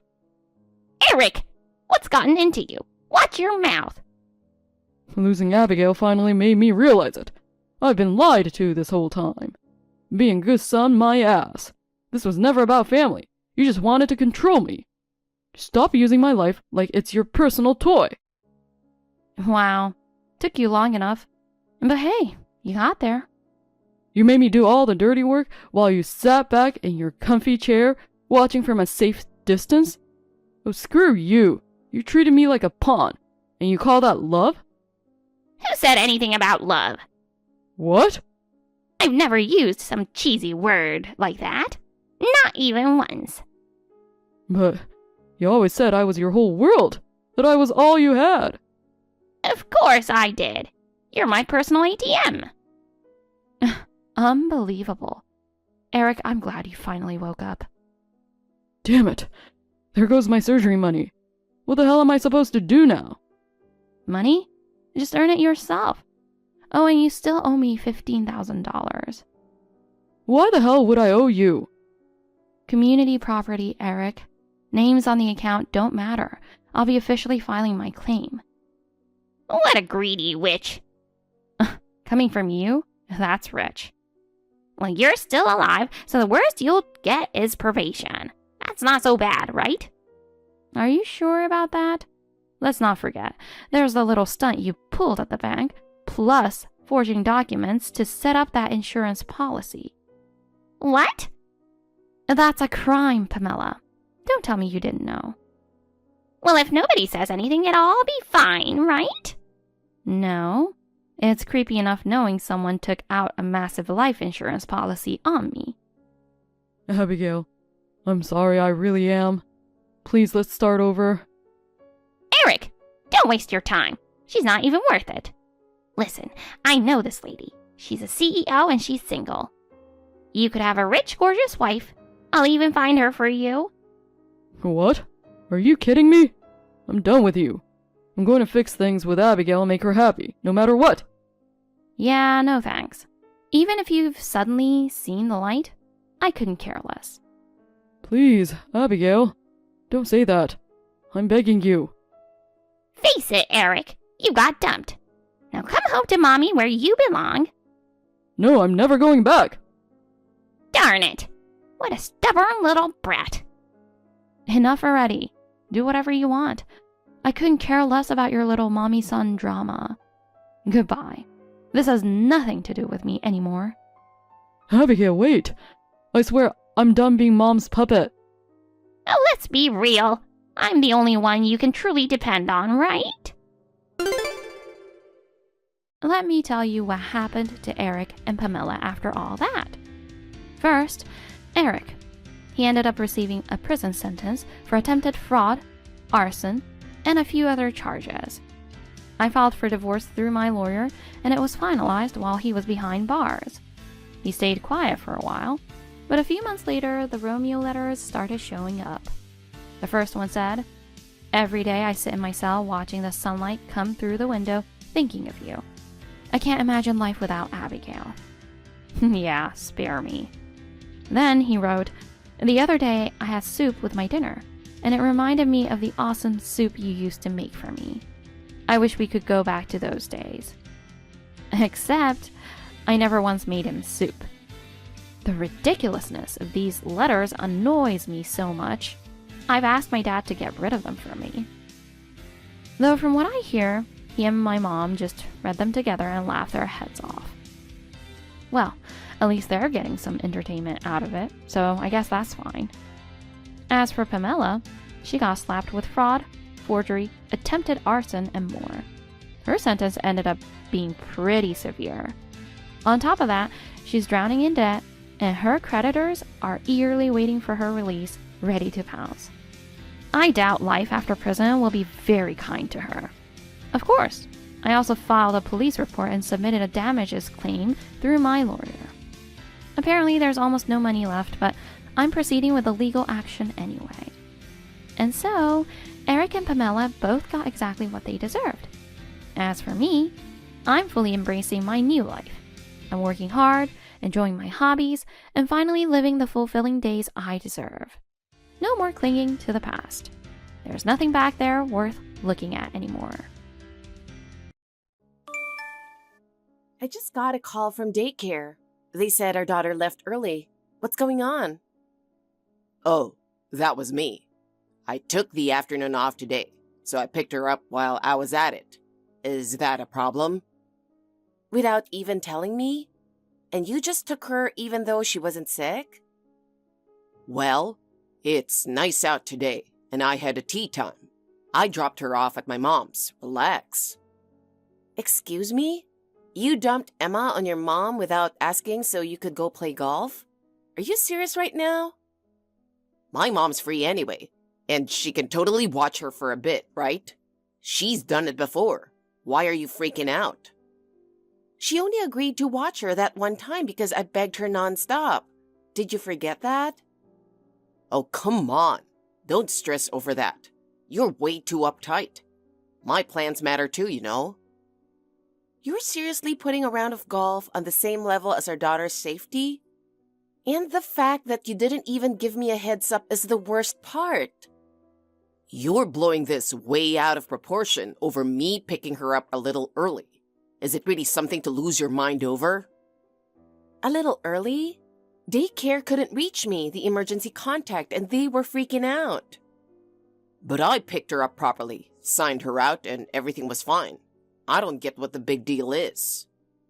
The teachers were worried and called me because you just acted like you were the only parent. You seriously damaged the trust we had with them. You and your trust and rules. You're so uptight. Try being a little more chill, seriously. Is watching your kid just some casual thing to you? You think dumping Emma on your mom so you can go have fun counts as parenting? Well, yeah, I do need time to enjoy myself too, right? It's called taking a breather. If your breather means ignoring your kid's safety, that's not just bad parenting. It's messed up as a person. What's with that attitude? Emma's with my mom. She's fine. You don't trust her or something? Trust her? Of course I don't. She doesn't even know Emma's daily routine. What if something happened? But nothing did happen. She watched her just fine, so what's the big deal? That whole nothing happened attitude, like it's totally normal, that kind of thinking is exactly what's dangerous. Hey, you won't believe this. What's up? So yesterday, my mom said she had a fever. Turns out, both my parents caught the flu. They just called and said they're both stuck in bed. They're getting older, so I really can't ask them to push themselves right now. They were supposed to watch Emma tomorrow, but now they suddenly can't. I can't believe the timing, but it is what it is. Tomorrow? Wasn't that the day you were going to your friend's wedding? At that fancy venue, right? Yeah, it's one of my closest friends from college. We've always been super tight. I've been looking forward to it for so long. A bunch of friends I haven't seen in forever will be there. I really wanted to go. What should I do? Then hey, why not just take Emma with you? Ask the staff at the venue to help out a bit, and I'm sure it'll work out, right? No way. Bringing a 4-year-old to a wedding? Just think about it. It's obviously not going to work. There's no chance she'll be able to sit still for that long, not to mention the whole flight. She also gets really shy around strangers, and if she starts getting fussy, it'll bother everyone there. It'll just end up being miserable for her. She's only 4. It's totally normal that she can't stay quiet for long. Especially Emma. She's super curious and all over the place. She maxes out at sitting still for 10 minutes. That's it. Then is there anyone else who might be able to watch her? Like a neighbor or one of your mom's friends? I know it's last minute, but maybe just ask around. I already did. I even asked friends who have kids themselves, but they've got family stuff tomorrow. None of our relatives live nearby either, And there's no one I can ask on such short notice. Not having anyone to rely on, times like this really hit hard. I kept looking until the very last minute, hoping someone would work out, but we're out of time. Then, as much as it sucks, maybe you just have to give up on the wedding. I mean, there's literally no other option, right? Hold on a sec. How can you just say give up so easily? I've been planning for this day for so long. And don't you realize it yet? There's still one option left. One that's realistic and literally right in front of me. Huh? What are you talking about? You think there's someone I'm missing? There is, obviously. Someone who knows how much I've been struggling and who's right here in front of me. Who? Wait. No way. Yeah, I mean you, Oliver. You're her dad. There's literally no one else. Wait. Me? Do you even realize you're a father? Just saying I'm a parent doesn't mean you're doing your part. If things were how they were, I wouldn't have to rely on my parents at all. We're supposed to be raising her together, but you've basically dumped it all on me. How is that fair? I want you to actually step up and take responsibility as a parent. If you did, I wouldn't have to go around begging people for help.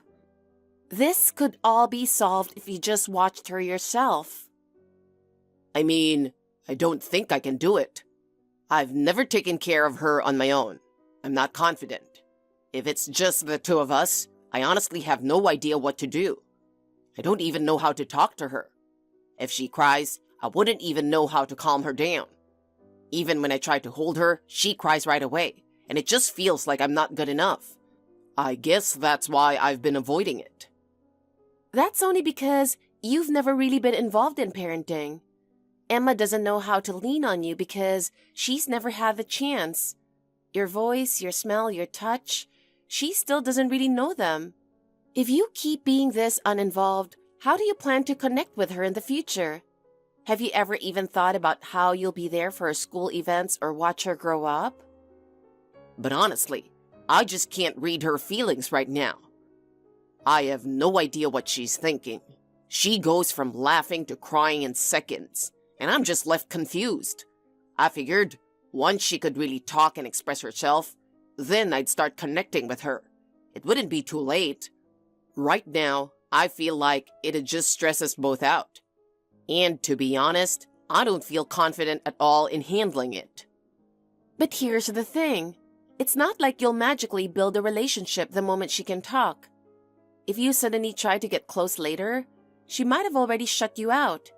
Kids are way more sensitive than adults think. They know who's really there for them. They watch what you do more than what you say.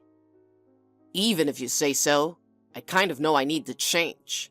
But it's not that easy to just flip a switch. Then don't try to be perfect from the start. Just begin today, right now, by really being present with your daughter. You don't have to force anything. Just spend time with her and get to know her little by little. That's how kids open their hearts. If things stay like this, you'll become someone she sees as doesn't really matter whether he's around or not. Don't you think that's honestly kind of heartbreaking? But, you're not going to be here tomorrow, right? I'll be totally on my own from morning to night. If she just cries nonstop, I seriously won't know what to do. The thought of her crying all day, it's kind of terrifying. I feel like I'd panic. I felt the same way at first. She'd cry and I had no idea what to do. I wanted to give up so many times, so I get it. I really do. But I didn't run away, and that's why I've gotten this far. It makes sense that Emma feels uneasy since you've never really tried to connect with her. But if you can step up now, that distance between you two will absolutely shrink. If you show her tomorrow that you're trying, she might think, oh, I can feel safe with Dad, and that alone would be a huge step forward. But I've got stuff to do tomorrow. See? You always try to back out when things get inconvenient. I'm honestly sick of it. When there's a problem, you're supposed to face it, not turn your back on it. You keep throwing out excuses like, I can't, I've got plans, I'm not good with kids. But the truth is, you've never really tried to be involved in parenting, not even once. At this rate, to Emma, you're just going to be some guy who lives in the same house. It's only a matter of time before she doesn't need you anymore, and by then, it'll be too late to regret it. Then why don't you just not go? It's not like you'll die if you skip it, right? Why am I always the one getting blamed like this? I hate how everyone acts like it's automatically my job to take the fall. You're her parent too, aren't you? Why is it never an option for you to figure things out for yourself? Seriously? Do you really think it's okay to keep seeing everything from only your own perspective? What do you think people would say if they heard you talking like that? Huh? What are you getting at? Another lecture? These days, people naturally talk at work about whether dads are involved in parenting. Guys who do nothing, like you, stand out way more than they realize. Maybe you're putting on a good face at work and saying all the right things, but if your actions at home don't match, it's only a matter of time before people see through you. Once people find out you're the guy who does nothing at home, your reputation tanks. Especially with the women in the office. You'll lose their trust just like that. Wait, it's that bad? You're saying my image might have already taken a hit? Of course it has. Nowadays, dads who don't help are total red flags. Guys like you who just say, I'm not good at it, or I don't know how, and walk away. Women see that and instantly label you as part of the problem. No one's going to say, oh well, he means well anymore. Everyone's probably thinking, wow, this guy is really sad. Wow, things have changed that much, huh? Yeah, they've been changing for years. You're the one who's getting left behind. It's time you opened your eyes and caught up to reality. All right, if you're saying all that, I'll rethink it. But still, being alone with our kid all day out of nowhere is just too much. It feels like way too much for me to handle. Can't you at least come back early? Being fully in charge the whole day is honestly overwhelming. Okay, if you're really that anxious, I'll compromise a bit. I won't go to the reception. I'll head back before that. I'll be tight on time, but I'll try to come home as early as I can. But at the very least, I really want to attend the ceremony. I've been looking forward to this day, and she's one of my closest friends. I want to celebrate with her. So you'll head out in the morning and be back by evening, yeah? Yeah, I should be back before the evening for sure. That much I think I can handle. Emma naps in the afternoon too, so it shouldn't be that long time-wise. I'll give it a shot. I appreciate it. Emma will be really happy to spend the day with you, I'm sure. I hope so. Hey, Laura, I'm done with this. What's going on? I can't do it. I seriously can't handle taking care of Emma. She won't calm down, nothing works, and I feel like I'm going to lose my mind. Come back, Laura. Please, I'm begging you. This is impossible for me. What? Seriously? It hasn't even been 30 minutes since I left. Why are you already losing it? I just got to the airport and finally caught my breath. The plane will take off soon. How am I supposed to come back now? What about the plane? She won't stop crying. She doesn't respond to anything I say. And the more I try, the louder she screams. I'm totally at my limit. Her crying is echoing through the whole house. It's like the walls don't even matter. At this rate, someone might think something's wrong and call the cops. Kids cry. That's totally normal. No one's going to call the cops over that. Our neighbors know we have a little kid. They get it. Trust me. Plus, the more you panic and get thrown off, the more she feels that anxiety too. Take a breath and calm down first. I can't do this. I gave her snacks. She threw them. Turned off the TV. Tried holding her. She just thrashed around. I seriously don't know what to do. That's why I told you. First, calm down. Talk to her gently. get on her level and help her feel safe. When you panic, it only makes her more scared. I already tried everything. Nothing worked. I put on cartoons, but her crying drowned it out. She tossed the snacks all over the floor. I can't do this. Just pick her up and tell her it's okay in a soft voice. I've shown you how to comfort her so many times, remember? You can do it. I can't anymore. I'm seriously exhausted. Being alone with her like this, it's way too much for me. I feel like I'm about to break. I hate this. I can't take being around her like this. I seriously can't. I'm telling you, I've hit my limit. Just come home now. Please. If this keeps going, I'm going to fall apart. The plane will take off soon. If I miss it, the ticket's wasted, and my whole day's plans are ruined. Seriously? You're saying some wedding matters more than your own kid? I sure don't think so. And yet you still went out. What kind of mom does that? That's just pathetic. Leaving your kid behind to go party with your friends? You're a failure as a mom. A wedding's just some dumb social event, right? The fact that you're trying to have fun while ignoring your daughter? What a joke. If you don't get back here fast, I swear, I'll leave Emma and walk out myself. Fine. I'll come back. Forget it. Whatever. I'm coming back. Just give me a minute. What's with that tone? You think I'm useless, don't you? But you're the one who dumped this whole babysitting thing on me in the first place.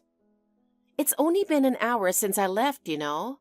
I didn't think you'd be calling me back this fast. Once the plane takes off, you won't be able to come back. That's why I called you early. Fine, whatever.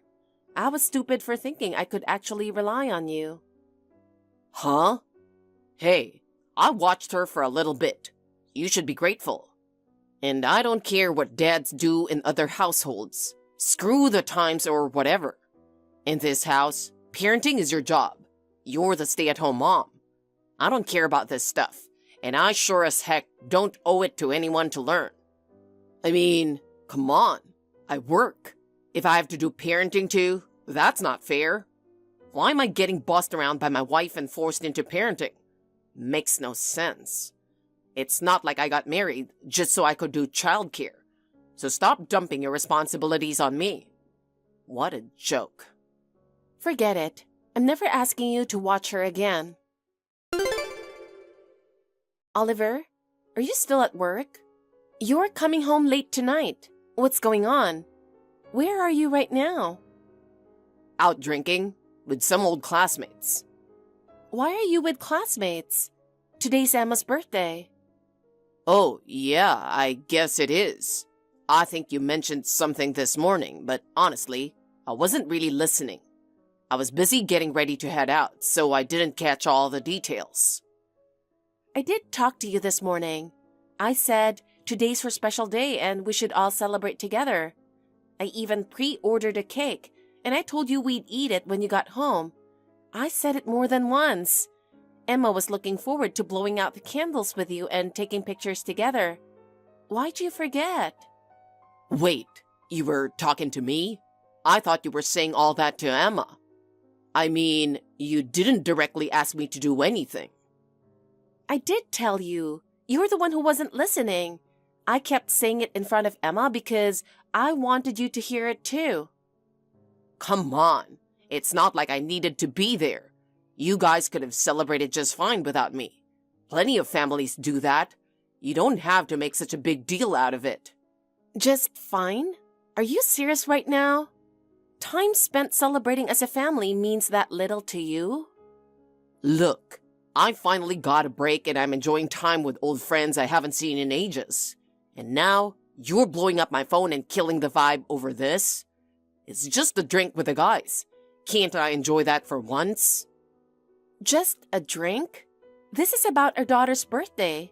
It might seem like nothing to you, but to her, this is one of the most important days of the whole year. Do you get that? I'm hanging out with high school friends I haven't seen in forever. This kind of thing almost never happens. Everyone's got families now. We're all busy.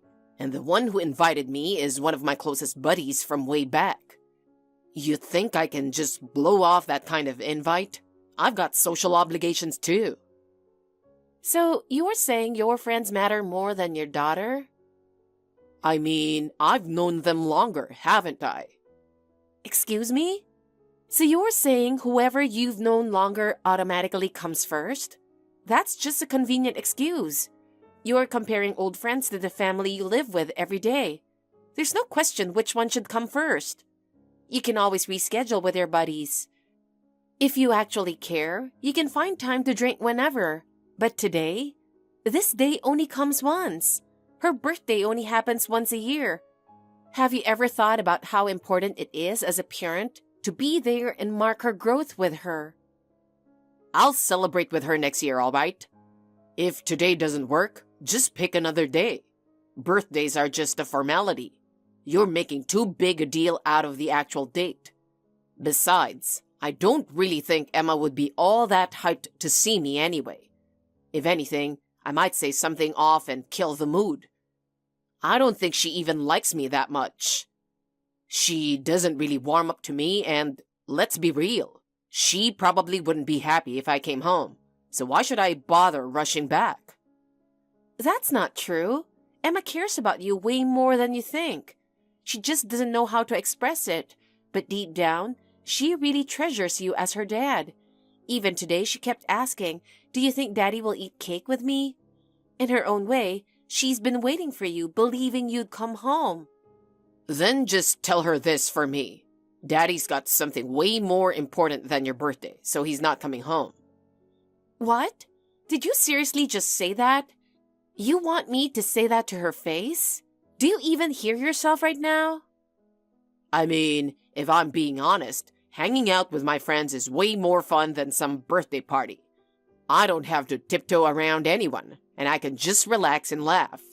Lately, there's nothing fun about coming home. It's not that it's too quiet or anything. It's just you and Emma are always so on edge. It's uncomfortable. You guys are always picking at me for every little thing, and honestly, I'm getting sick of it. So what reason do I have to come home to that? I feel like I'm trapped by this whole family thing. It's gotten to the point where I'm asking myself why I even got married in the first place. Lately, I've just wanted more time for me. I want to live at my own pace again. That's how I've really been feeling. What the hell? Are you actually being serious right now? Wow, chill. You mad or something? I was joking, come on. You're taking it way too seriously. I just got a little carried away with my words. Man, seriously, this is such a pain. I'm just trying to enjoy a night out, and now I'm getting chewed out over this? You're being way too much. Oliver, you really do see us as a burden now, don't you? You don't even have to say it. I can feel it. The way you get irritated every time we talk, all those sighs. I notice everything. Having a family just feels like a restriction to you, doesn't it? It's obvious now. You care more about living life on your own terms than spending time with your daughter. Yeah, I do think that. Honestly, marriage just feels like giving up your freedom. People always say it, right? Marriage is the graveyard of life. And man, that's really hitting home lately. I see. Then there's no point forcing this anymore. If that's how little we mean to you, then what's the point of staying together? I'm taking Emma and going back to my parents' place. You do whatever you want. You said you want your own time, right? So go live without anyone tying you down. Hey, hold on a second. Isn't that a little extreme? Just leaving like that? Can't you take a joke for what it is? You're seriously going to blow up over this? You're getting way too upset about a few dumb things people said, and it's honestly exhausting. All right. I admit I said too much. I'm sorry, okay? So can you please just calm down? I don't want this weird vibe tonight, especially not on her birthday. Fine, I'll wrap up the drinks and be home by 10. That should fix things, right? We can celebrate once I get back, or whatever. Blow out candles, take some pics, eat cake. That's enough, isn't it? She'll already be asleep by then. We've celebrated properly every year, so why are you suddenly okay with being so careless this time? Wait, really? Wow, she goes to bed that early? Emma always goes to bed by 9. Even on her birthday, we don't mess with her routine. You didn't even know that, did you? Hey, Laura, you're being childish. How long are you going to stay mad? Are you still upset? It's been a week since you and Emma left for your parents' place. Don't you think it's time to cool off and come back? Stop sulking and just come home. You only want me to come back so you can dump all the housework and parenting on me again, right? It's obvious in the way you act and the way you talk that you see me as some convenient helper to lighten your load. That's not true. That's not what I meant at all. It's not like I just want someone to do chores for me or anything. You're still mad about the birthday thing? Dragging this out over that feels a little dramatic, don't you think? Can't you just let it go already? I really don't get it. Leaving the house over something so small, running off to your parents, it honestly doesn't make sense to me. Jesus, you really still don't get it, do you? You have no idea what you actually did wrong or what caused all this? It's not about the birthday. The real issue is your attitude, your complete lack of responsibility. I don't see any reason to share the same space with someone like you right now. Unless you seriously reflect on yourself and truly take responsibility, I've no intention of coming back. Oh, come on. Enough already. Stop being so emotional all the time. You're being so selfish, it's getting ridiculous. Selfish? I'd throw that word right back at you. Can't you see you're the one who throws a fit when things don't go your way? Wow, now you're snapping at me? You always start yelling and blaming me the second things don't go your way. You don't even try to fix that about yourself. A man who can't even have a calm conversation? That's just pathetic. Take a good look at yourself. You say it's for your family, but really, all you've ever cared about is your own comfort. You haven't even tried to connect with me or Emma. That's what makes you a failure as a father. You can't handle any real responsibility, but you sure love acting like you're in charge. That just makes you a loud-mouthed loser. What did you just say? You seriously don't know when to shut your mouth, do you? Oh? Hate a nerve? Then let me rephrase it for you. You're just a coward who constantly makes excuses to put himself first and run from everything. All talk and inflated pride, but zero value. You don't protect this family. You drag us down. You've got no right to play dad in front of our daughter. At least have the decency to realize what a burden you are. Yeah? Fine. If that's how you feel, I'm done too. Go ahead. Get a divorce for all I care. I'm sick of this crap. Supporting you two feels like the dumbest thing I've ever done. You walk out, complain nonstop, and I'm supposed to keep taking care of you? No way. Sure, let's get divorced. I finally see it now. There's nothing to gain from staying with you. Maybe I never needed you in the first place. Nothing ever changed whether you were here or not. Honestly, things were calmer without you. Since the day Emma was born, have you ever once acted like a real father? The answer's no. So getting divorced isn't even going to be that big of a shift from how things already are. In fact, life's going to be easier without some oversized man-child who can't even take care of himself and just gets in the way. Screw you. I actually feel great now that you two are gone. That nagging, cold-hearted wife is out of my life, and that loud, annoying brat is gone too. Then we're on the same page. No more getting woken up at night by a crying kid. Sounds amazing. Peaceful sleep every night. I can hang out with my friends without getting nagged. I'm in heaven right now. A house without you two? Pure heaven, I swear. You better remember every single word you just said. Hey, it's me. How have you been? Excuse me? I've been thinking about it for a while. Laura, it's been a while. Today's your birthday, right? Do you need something? We're not even connected anymore, remember?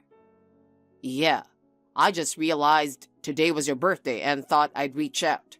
Happy birthday. Bet it's kinda sad not having anyone to celebrate with, huh? If you want, I can come over and celebrate with you. Getting a birthday wish from you would be the absolute worst. Besides, I am having a birthday party, so don't bother me. Wait, a party? Who's celebrating with you? My daughter, my parents, and my boyfriend. You have a boyfriend? It's been over 6 months since I left you. I can date if I want, can't I? Yeah, I guess so. Wow, so you really have a boyfriend now. But still, that's impressive. You've got work too, right? How'd you even find the time to start dating? We already knew each other. He's a childhood friend who lives near my parents' house. We ran into each other after I moved back home, and after seeing each other a few times, we started dating. Oh, so you really stayed with your parents, huh? Well, yeah, I guess that makes sense. Raising a kid on your own's got to be tough. Not tough at all, actually. What? When I'm at work, my parents and my boyfriend take care of my daughter. None of them are like you, always complaining, can't take care of themselves, total deadweight. I'm a nurse, so I work weekends too, but he's off on weekends, so he takes her out, sometimes to amusement parks. Wait, seriously? Is that okay? Emma's always been shy around new people. No problem at all. She's actually super attached to him. She already calls him daddy. What? No way. He really made an effort to bond with Emma. He's nothing like someone who can't even show kindness to their own child. Man, seriously, divorcing you was the best decision ever. Honestly, I should have done it way sooner. Well, I actually regret it. I really should have appreciated my family more. Oh, really? And? Don't even start with some sob story or emotional garbage, okay? I'm not in the mood. I've just finally realized it, how much you and Emma meant to me. I come home from work now and the place is pitch dark. Eating dinner alone in that silence, it's miserable. Without my family, there's just nothing to look forward to. Wow, you got exactly what you wanted and now you're full of regrets? You're pathetic. I really do regret it. I truly regret it with all my heart. Your mom told me something, that you haven't even been seeing those high school friends you were so close with lately. You've been talking to my mom? Yeah, we video call now and then. I let her see her granddaughter. I didn't know that. Your parents have always been kind to Emma. Even now, they treat us wonderfully. I see. I get it. That feeling I had like I'd been left behind, it wasn't because they changed. It's because I didn't. It's not just my high school friends either. Lately, I barely see my old coworkers or hometown buddies anymore. At first, I figured everyone was just busy, but now I think maybe they've just been avoiding me. I heard your friends are right in the middle of a baby boom. Even over here, I hear they mostly talk about raising kids these days. They're all dads now, right? Chatting about their kids and how they spend weekends with their families. Of course, once you have kids, your lifestyle and priorities change. But you didn't notice that. You kept inviting them out like nothing had changed. Same old, let's grab a drink vibe. Of course they didn't say yes. They couldn't. People raising kids, they feel the weight of responsibility. They know how precious their time is. They don't have time to whine about wanting freedom or say family life is boring like you did. So, you knew all that, huh? Feels like you saw right through me. It's embarrassing and honestly kind of painful. What the hell was I even doing with my life? So, you finally realized it now, huh? You finally recognized how lacking in empathy and self-focused you've been throughout. Did you really think you were somehow special in this family? Only now are you starting to understand how much your behavior hurt everyone around you. Too late. But I guess the fact that you finally figured it out is something. Yeah, I get it now. I finally understand just how stupid I was. But by the time I figured it out, it was already too late. Even if you hang out with your friends now, you probably feel out of place because you can't relate to what they're talking about. You finally realized you've been stuck with an outdated mindset for years, didn't you? Everyone's talking about their kids and their lives, and you're the only one who doesn't fit. If you finally felt that disconnect, then yeah, it's only natural that you'd regret the way you acted. Yeah, that's exactly it. It's like time just stopped for me. Their conversations keep moving forward and I'm just stuck, not able to keep up. I know it's way too late, but I reached out because I wanted to see if you'd come back, Laura. Even just a little. I thought maybe we could go back to how it used to be. Come back? You've got to be kidding me. Do you have any idea what I went through to walk away from you? If you think some half-hearted apology is enough to fix this, you're delusional. I'm truly sorry. I know I don't deserve it, but I'm apologizing from the bottom of my heart. Can we meet? Just once, please? I have no one to talk to. Not a single real conversation. Sitting in a room where my own voice echoes back at me, it's slowly eating away at me. Please, just once, let me see your face. If this keeps up, I really feel like I'm going to break. Then start by cleaning your place. Throw out everything expired in your fridge and sort out that dried up heart of yours while you're at it. Then we'll talk. Oh, and just so you know, it's by appointment only. Unlike you, I'm busy. I've got work, parenting, and a love life. Plenty on my plate.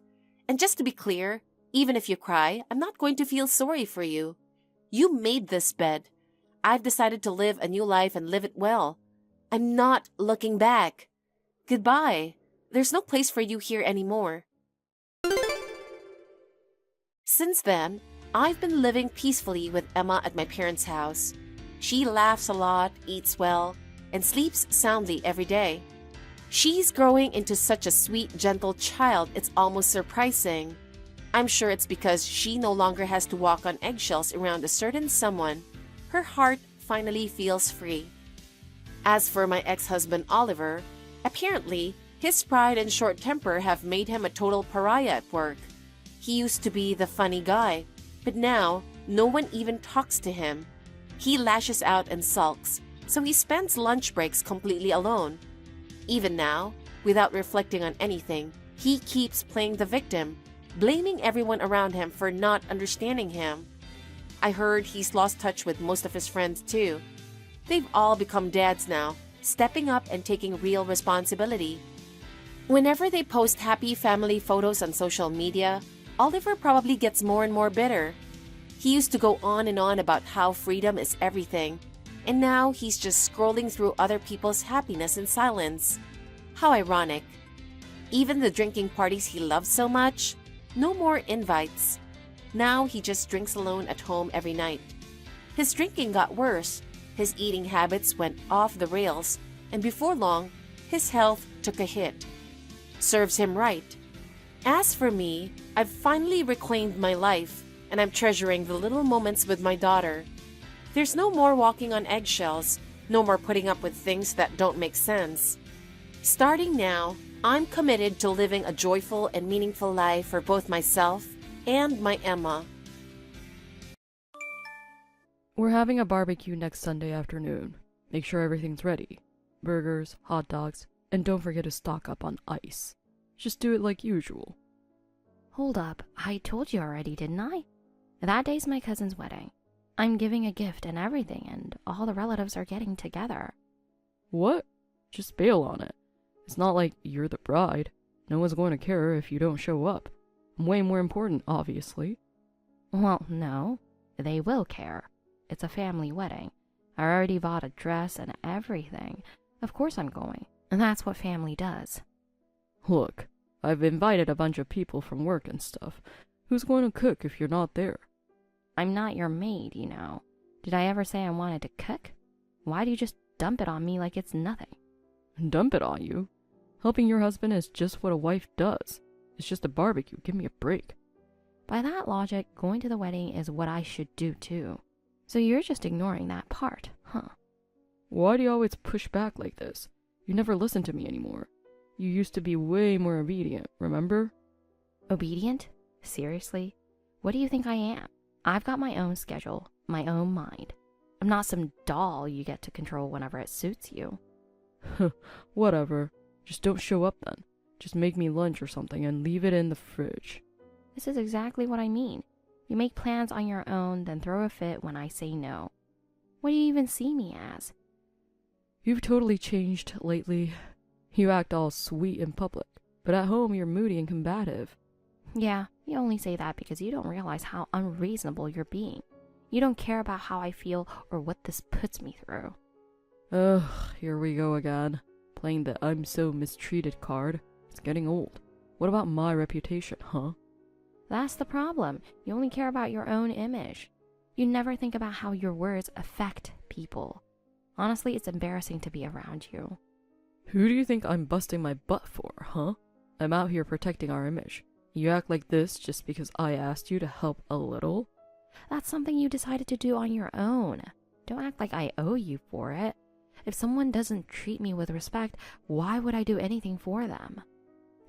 You serious right now? I never thought you were the kind of woman who'd say that. I was so wrong about you. If that's how you really feel, then leave me out of your events from now on. I don't care about your parties or your ego. Eleanor, hey, how have you been? It's been a minute, huh? Lydia, what's going on? Yeah, don't freak out, okay? Your husband's cheating on you. What? What the hell are you talking about? If you're messing with me, I swear I'm going to lose it. I want to say it's a joke, but it might actually be real, like, seriously bad. Wait, hold on. This makes no sense. Explain, now. My heart's pounding like crazy. Why would you just drop a bomb like that out of nowhere? Even best friends have lines they shouldn't cross, you know. You know I worked the front desk at that OBGYN clinic, right? Well, today, Oliver showed up, and it was unmistakably him. I literally read my eyes to make sure. What? Why? What the hell was he even doing there? That's the thing. He was with some young girl I've never seen before. He was in the delivery room with her. I got chills down my spine. Wait, hold on. He told me he was going out for drinks with friends today. What the hell? It felt like I just caught him red-handed. I seriously thought you'd pass out if you heard this. No. Tell me this isn't real. Please. Just say it's not true. His whole vibe was full-on dad mode. He was stroking her head and saying, "You're doing great." I'm not going to lie, it gave me goosebumps. I can't even process this right now. Part of me wants to go punch him, but first I have to know for sure. Are we absolutely sure this is cheating? Like, is there any chance he was there for a friend or something? He lied about where he was going and then acted all, "Hey, Daddy's here," with a big smile. Does that sound like a friend to you? The moment I heard him say that, my hands started shaking. I could barely write the intake form. That's beyond ridiculous. But I mean, it's a newborn, a literal new life, which makes it even messier. Yeah, well, from my perspective, it was a total disaster. Zero chance of spinning this into some heartwarming story. So, what now? Don't tell me you're going to just pretend it didn't happen. Honestly, if he's cheating, that's game over. A marriage is built on trust. The fact that he lied about where he was going, that's already pretty close to a deal breaker. Wait, how have things been lately? Like, are you two doing okay? I mean, it hasn't been amazing, but it's not like we're falling apart either. What? That's a sketchy answer. I'm saying it's normal. We're not all lovey-dovey, but we're not constantly fighting either. It's not butterflies anymore, but it's not divorce-level tension either. You don't think maybe things went cold without you even realizing it? Like maybe you were still in it, but he checked out a long time ago. Wait, are you serious right now? Even if that baby was someone else's, the fact that Oliver was the one in the delivery room, That's still messed up. Come on, is there seriously no chance she was just a friend or something? Nope. 0 chance. I saw his face at the front desk, I heard his voice, and trust me, he was not pretending to be a stranger. He was acting super confident like he belonged there. It was real. Well, okay. So, this woman, what was she like? Her looks, her vibe. Anything stand out? Well, let's see. She looked really young, kind of gave off a childish vibe too. I'd say she's more like our little sister's age group. Wait, are you serious? Like 21 or 22? That's the type who just uses their youth as a weapon. Exactly. And Oliver's our age, right? At this point, we're officially middle-aged in the world's eyes, and he's out there acting like some teen heartthrob. If this is actually real, my chest hurts. I feel physically sick. And get this, her fashion sense was a whole situation. Totally one of those chaotic cute types. Jet black long hair, blunt bangs, heavy eyeliner, blood red lipstick. She was wearing a frilly black dress with platform boots. The second I saw her, I was like, oh no. I was shocked that girl turned out to be the one. Where do you even meet someone like that? A cosplay cafe? A dating app? I honestly don't want to know. I want to say hang in there, but that doesn't even begin to cover it this time. You're talking like it's not your problem. Meanwhile, I'm emotionally wrecked over here. No, that's not it. I'm your best friend, and honestly, this is killing me too. I'm worried, and deep down, I'm super disappointed this is even happening. Stuff like this is supposed to stay in teen romance novels, not real life. This is just heartbreaking. That attitude is what's annoying me right now. But hey, since I brought you the intel, I'll be charging a flat fee of $200. Kidding! What kind of joke is that? Read the room, will you? I mean, technically, it's not 100% confirmed that he's cheating. There's still a tiny chance it's not that. Well, at this point, wouldn't it be harder to come up with a scenario where he's not cheating? Yeah, true. But still, I mean, Oliver's kind of... Actually, never mind. If I say more, I feel like I'll just make everything worse. Oh, wait. Is it that thing? Ugh, whatever, it's fine. Anyway, I need to sit him down and get the truth straight from him. That's really the only way. Hey, Oliver, where are you right now? What are you doing right now? Huh? Huh isn't an answer. What are you doing? I mean, come on. I already told you I'm hanging out with friends today, remember? Why are you grilling me like this? Yeah, I heard that. But don't you think it's natural to wonder what you're doing with those friends? I'm just asking because I'm curious, that's all. Hey, got a lot going on right now, okay? Can you not dig into every little thing I do when I've told you I'm busy? A lot going on? Sounds like you're doing something shady. Got something to hide? No, that's not it. I just don't think I'm obligated to report everything to you. It's not about obligation. I'm saying I'm worried. Lately, you've been acting super suspicious. So let me get straight to the point. Are you cheating? Am I right to think you've crossed that line? Oh, wow. That kind of came out of nowhere. I don't even know how to respond. You know my best friend Lydia, right? Loudmouth, talks a lot, always super high energy. Yeah, well today Lydia says she saw you at the OBGYN clinic. And no, it wasn't some random coincidence. That's got to be a mistake. Total mix-up. No way it was me. Could have been anyone. Nope, she says she stared right at your face. She helped you at the front desk and even confirmed your name. She said there's 0 chance it wasn't you. I see. Never thought I'd get caught in a place like that. Talk about terrible timing. So what's the deal? I'm not jumping to conclusions. I just want to hear the truth from you. I wouldn't call it cheating, exactly. It's more like, I think serious might be the better word for it. What? Hold up. What are you even saying right now? What do you mean serious? I didn't expect you to find out, honestly. But since you're asking, I guess it saves me from having to explain everything. My girlfriend got pregnant. Had the baby. I'm taking responsibility, so I need you to sign the divorce papers. Oh my god. It's real. I didn't want to believe it, but hearing it from you made it all sink in. My mind's already made up. I want to be with her, so if you could get those divorce papers filed soon, I'd appreciate it. I don't want to drag this out. Wait, are you even sure the baby's yours? Did you check? Check? She hasn't been with anyone else. I'm the only guy, no doubt about it. She's been all about me from the start. Huh. Jennifer, was it? Cute name, sure. But life's not that easy, just because someone's name sounds sweet. And I heard she's pretty young. How old is she exactly? She's 22. She's full of energy and youth. And just talking to her makes me feel better. Being with you feels completely different now. Wow, that's practically a father-daughter age gap. How does that turn into love? It's not just about age. Unlike you, she actually reaches out to me, laughs with me. We click physically too. It's easy and natural with her.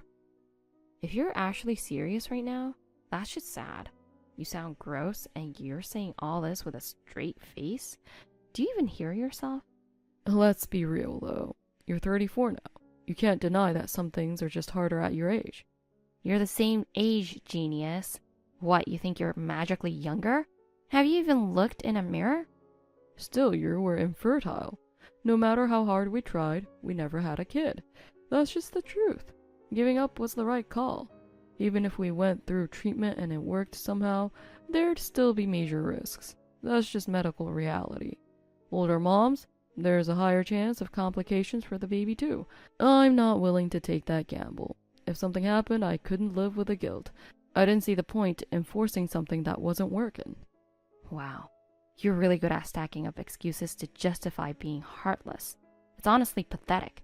Oh, come on. Isn't it healthier to stop clinging to a rusty old relationship and start fresh with someone younger and full of life?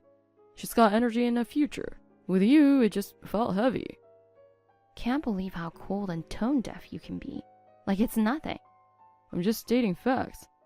Well, here's a fact for you. If you leave me, your life's going to fall apart. You only realize what matters after it's already gone.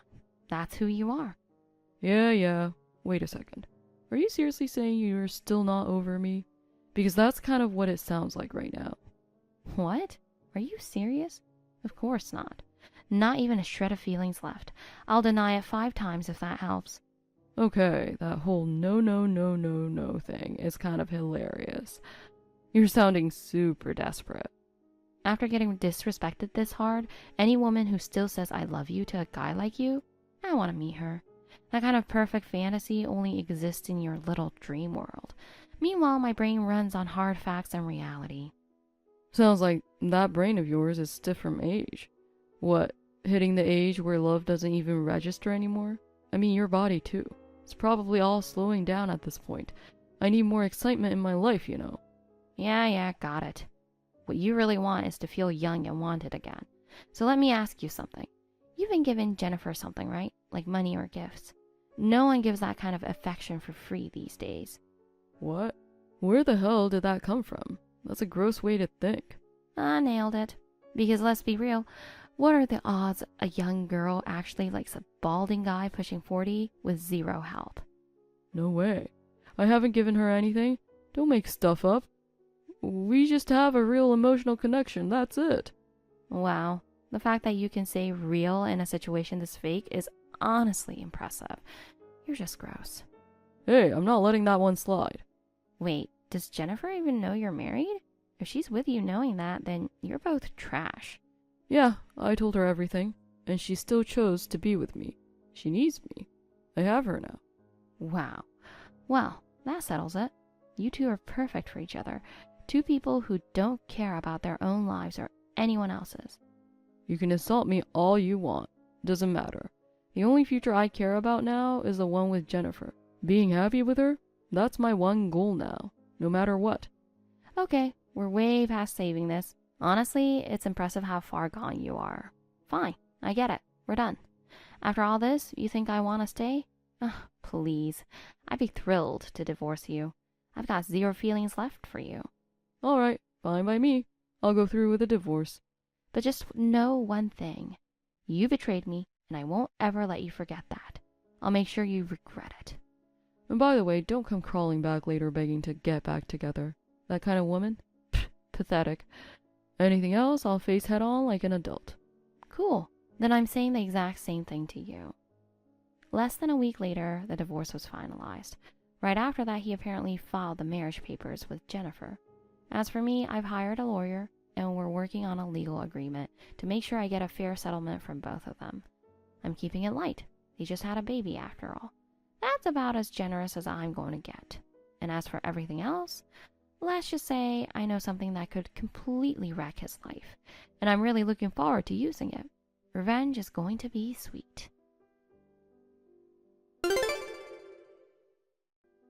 Hey, what the hell have you been sneaking around doing? Huh? I haven't been sneaking around at all. Oh, don't give me that. What the hell do you think you're doing?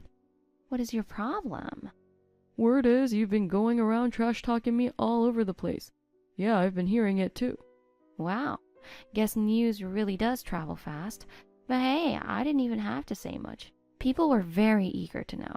Drama like this? People eat it up. Some folks even came and asked me directly. There is something about other people's mess that just draws a crowd. Kind of depressing, honestly. Still, seriously? You went and told people I work with? That's crossing a line. Oh, come on. We got divorced. That's a fact. Not exactly something I need to hide. I figured being upfront was just the adult thing to do. I was going to tell them myself. You don't get to jump the gun and spread it everywhere. Seriously, stop. How the hell did they even find out? I walked into work today and the whole vibe was just off. Everyone looked at me like I had some kind of disease. It was icy. Remember when you brought some of your coworkers over to our place a few times? We actually talked a lot back then. I even exchanged contact info with Maria, and we kept in touch now and then. So I shot her a quick message to give her a heads up. No way. Maria? She's basically the office megaphone. Everything you say she blasts to everyone. At this point, the whole floor probably knows. Ugh, unbelievable. Seriously, come on. Honestly, I'm kind of glad. In the end, I didn't have to say anything. The news spread to exactly who it needed to. Well, whatever. So what? I don't care what people think of me. Doesn't affect me. Wow, didn't expect that. I thought you were emotionally fragile. Maybe I was wrong. Thought it might just be an act. Okay, fine. Forget work. What if things get awkward with your friends too? How many people still have your back? Wait, what's that supposed to mean? Don't tell me. Did you do something? Yeah, I told all our mutual friends. Just laid out the facts, no drama. But they were sick of your whining anyway. You must have made a big deal out of something totally trivial. Actually, no. Their faces went pale. They were furious. Things got icy real fast. What? By the way, remember Mason? You were super close with him back in school. He was totally speechless when he heard about this. He was just worried that you're being taken advantage of. That look on his face? It was like he was staring at a victim. What? You think I'm getting played? Oh, give me a break. I chose this all on my own. Mason is just salty that I ended up with a young, hot girl. He's clearly jealous. It's actually hilarious. No, it wasn't that vibe at all. More like he was watching a criminal's downfall. He was so thrown off, he couldn't even speak. So? You think that's going to mess with me? Like that's enough to break me? Pfft, not a chance. Oh, did I hit a nerve? If that got under your skin even a little, then hey, worth it. Nothing rattles me anymore. I've gone beyond tough. I'm what they call a steel-reinforced heart now. Yeah, that's real impressive. But being numb enough to ignore how people are looking at you, that's kind of scary. Wait, are you actually jealous that I'm doing great with such a cute girl? You're probably the one falling apart right now, crying in bed or something. Pfft, how pathetic. Well, who knows? But I could never lie to myself hard enough to believe I won like you do. That's a special kind of talent, honestly. Wow, you're really sad. Why don't you go find some new guy already? Just having Jennifer around makes me feel saved. Her smile makes everything else disappear. Man, your brain's not just in a fantasy, it's fully floating. Even delusions have limits, you know. Say whatever you want. Doesn't affect me. Trying to mess with me is a waste of time. Hey, what if your sweet little Jennifer is secretly seeing another guy? Could you handle that? If that ever happened, yeah, I might actually die. But come on, like that would happen. I see. Let's see how long that blind trust holds out. She's seriously so sweet and cute. It's unreal. She's like an angel to me. Total opposite of you. Some bitter, dried up, infertile hag. Well, hate to break it to you, but the infertility was actually your fault. What? Oh, please, don't try to twist it. I've got a beautiful biological daughter now, and I couldn't be happier. Dude, read the message. Huh? I've been holding this in for a long time, but I'm done staying quiet.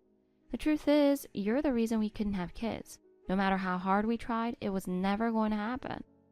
What the hell are you talking about? You can't just drop that on me out of nowhere. I don't want to hurt you, so I kept it to myself. But I got tested. The doctor told me I'm totally fine. I still don't buy it. We tried for years, and nothing happened. If you were really fine, there's no way it would have played out like that. Then call the doctor yourself. Ask about my results. It's all in my chart. Nothing's made up. Even if that's true, I never got tested, so saying it's my fault is jumping the gun, don't you think? You can't just throw blame when you've got no proof. Fair enough. Without your test results, I can't say it's 100% for sure, but there is some pretty strong evidence. What evidence are you talking about? Remember Jack? Your brother? He's married but doesn't have any kids, right? Yeah, him? That's true, but what does that have to do with anything? Back when I was seriously struggling with the idea of being infertile, Jack's wife quietly told me something. She said, actually, my husband has a condition where sperm can't pass through. Obstructive azoospermia. Basically no sperm. Wait, what? This is the first I'm hearing about it. Nobody mentioned anything to me. Well, maybe he was too embarrassed to say anything. It's a personal issue. They probably kept it within the family. Still, that doesn't prove it's genetic. It can't be that simple. Actually, it kind of is. Male infertility can have strong genetic links. The doctor also mentioned there's a good chance you might have the same problem since you're Jack's brother. And honestly, I started to believe it might be true. You've got to be kidding me. I wouldn't want to hear that even as a joke. Jack was sick, and no one ever told me. Why would you hide that from me? I've known about it for a year, but I kept quiet because I didn't want to hurt your pride. I kept telling you to get tested, but you just kept ignoring me, acting like it was all my fault, right? I tried to face the issue seriously, but you just shoved it all away and refused to look at it. Oh, shut up. But still, it's not confirmed yet. It's not 100% my fault, is it? And besides, I have Lily. There's no way she'd betrayed me. No way that would happen. But I have no issues. So if we've been trying for a baby for 3 years and I still haven't gotten pregnant, one of us has to be the problem, obviously. This is a dream. A dream. A dream. Go on, just die. You said if Lily was cheating, you'd do it. So go on, prove it. I can't. I don't know what to do. Your life's pretty much over. I have to talk to Lily. Did we already file the marriage papers? Raising a kid with someone else's blood, even if you don't know who the real dad is, must be tough. But it's still a precious life. Take good care of it. Forget that. What matters is Lily. I can't live without her. I'm not getting enough comfort. I need peace. I've been wondering, why would Lily even want to marry someone like you in the first place? You said you didn't give her money, right? So she's not one of those gold diggers. Oh. What? I haven't given her cash, but I've bought her designer bags and stuff. That's it. And I told her that once we got married, she wouldn't have to work because I'd be supporting her while she raises the baby. There you go. You're officially her walking ATM. Oh, knock it off. It's not confirmed yet. Even if the kid isn't mine, maybe she really loves me now and just can't say anything because she's scared I'll leave her. That's possible, right? Well, I actually got a tip from Lydia. She says she saw Lily walking hand in hand with some guy dressed like a club boy. You gotta be kidding me. There's no way she just happened to see that unless she was stalking her. She was. She followed her for me. Oh my god. I can't deal with this. Can you please get your best friend under control? Feels like she just wrecked my whole life, thanks a lot. Or maybe you only feel like your life's wrecked because deep down, you know you were hiding something shady. She joked about it the other day. She said we should grab some nice compensation, go to Korea for spa treatments, and treat ourselves to some great food. Who knows if she meant it or not, but that's totally something she'd say. Still, don't you think that tip-off was worth it? Didn't we agree the compensation would be like $10,000 bucks? What's with the sudden price hike? Well, duh, times change. Prices go up, and so does our rage. If you thought it was too much, maybe don't cheat in the first place. What does that have to do with anything? I'm at my breaking point. Feels like everything's over. I really thought Lily would save me. You mean Lily, the one who got caught hanging out at that nightclub and ran off? The angel turned out to be just another party girl from the night scene. I seriously believed in her. If this is what reality looks like, I'd rather have kept dreaming. No, waking up is actually a good thing. People say breaking an illusion can be a turning point in life. Then, hey, what if we started over? We could go back to how things used to be, calm and easy. Psh, excuse me? You were calling some other girl an angel like 5 minutes ago. But when I think back, life with you, it was actually kind of nice. Wow, zero remorse. Do you really think I'd fall for your usual sweet talk? I get why you're mad, but I've realized you're the only one I've got left. Wow, that shallow way of trying to fix things with words? Still the same old you. Honestly, what you pulled this time freaked me out, but I gotta say, it was kind of badass. I think I fell for you all over again. Even if you did, I've got zero intention of going back. Too bad. But hey, during those 3 years, we did laugh together, didn't we? Not everything was a bad memory. Yeah, it wasn't all bad, but you made the choice that ruined our future. I get that I might not have the right to say this, but I really want a fresh start. Please just give me one more chance. A chance? You used that up a long time ago. All you've got left is regret. I'm really at the end of my rope. Without you, I feel like I'm going to fall apart. What's broken isn't your heart. It's the trust I had in you as a person. Then what am I supposed to do now? Start by carrying all of it on your own. No running, no leaning on anyone. Just own up and pay the price for what you did. I can't. I knew it. I was never strong enough after all.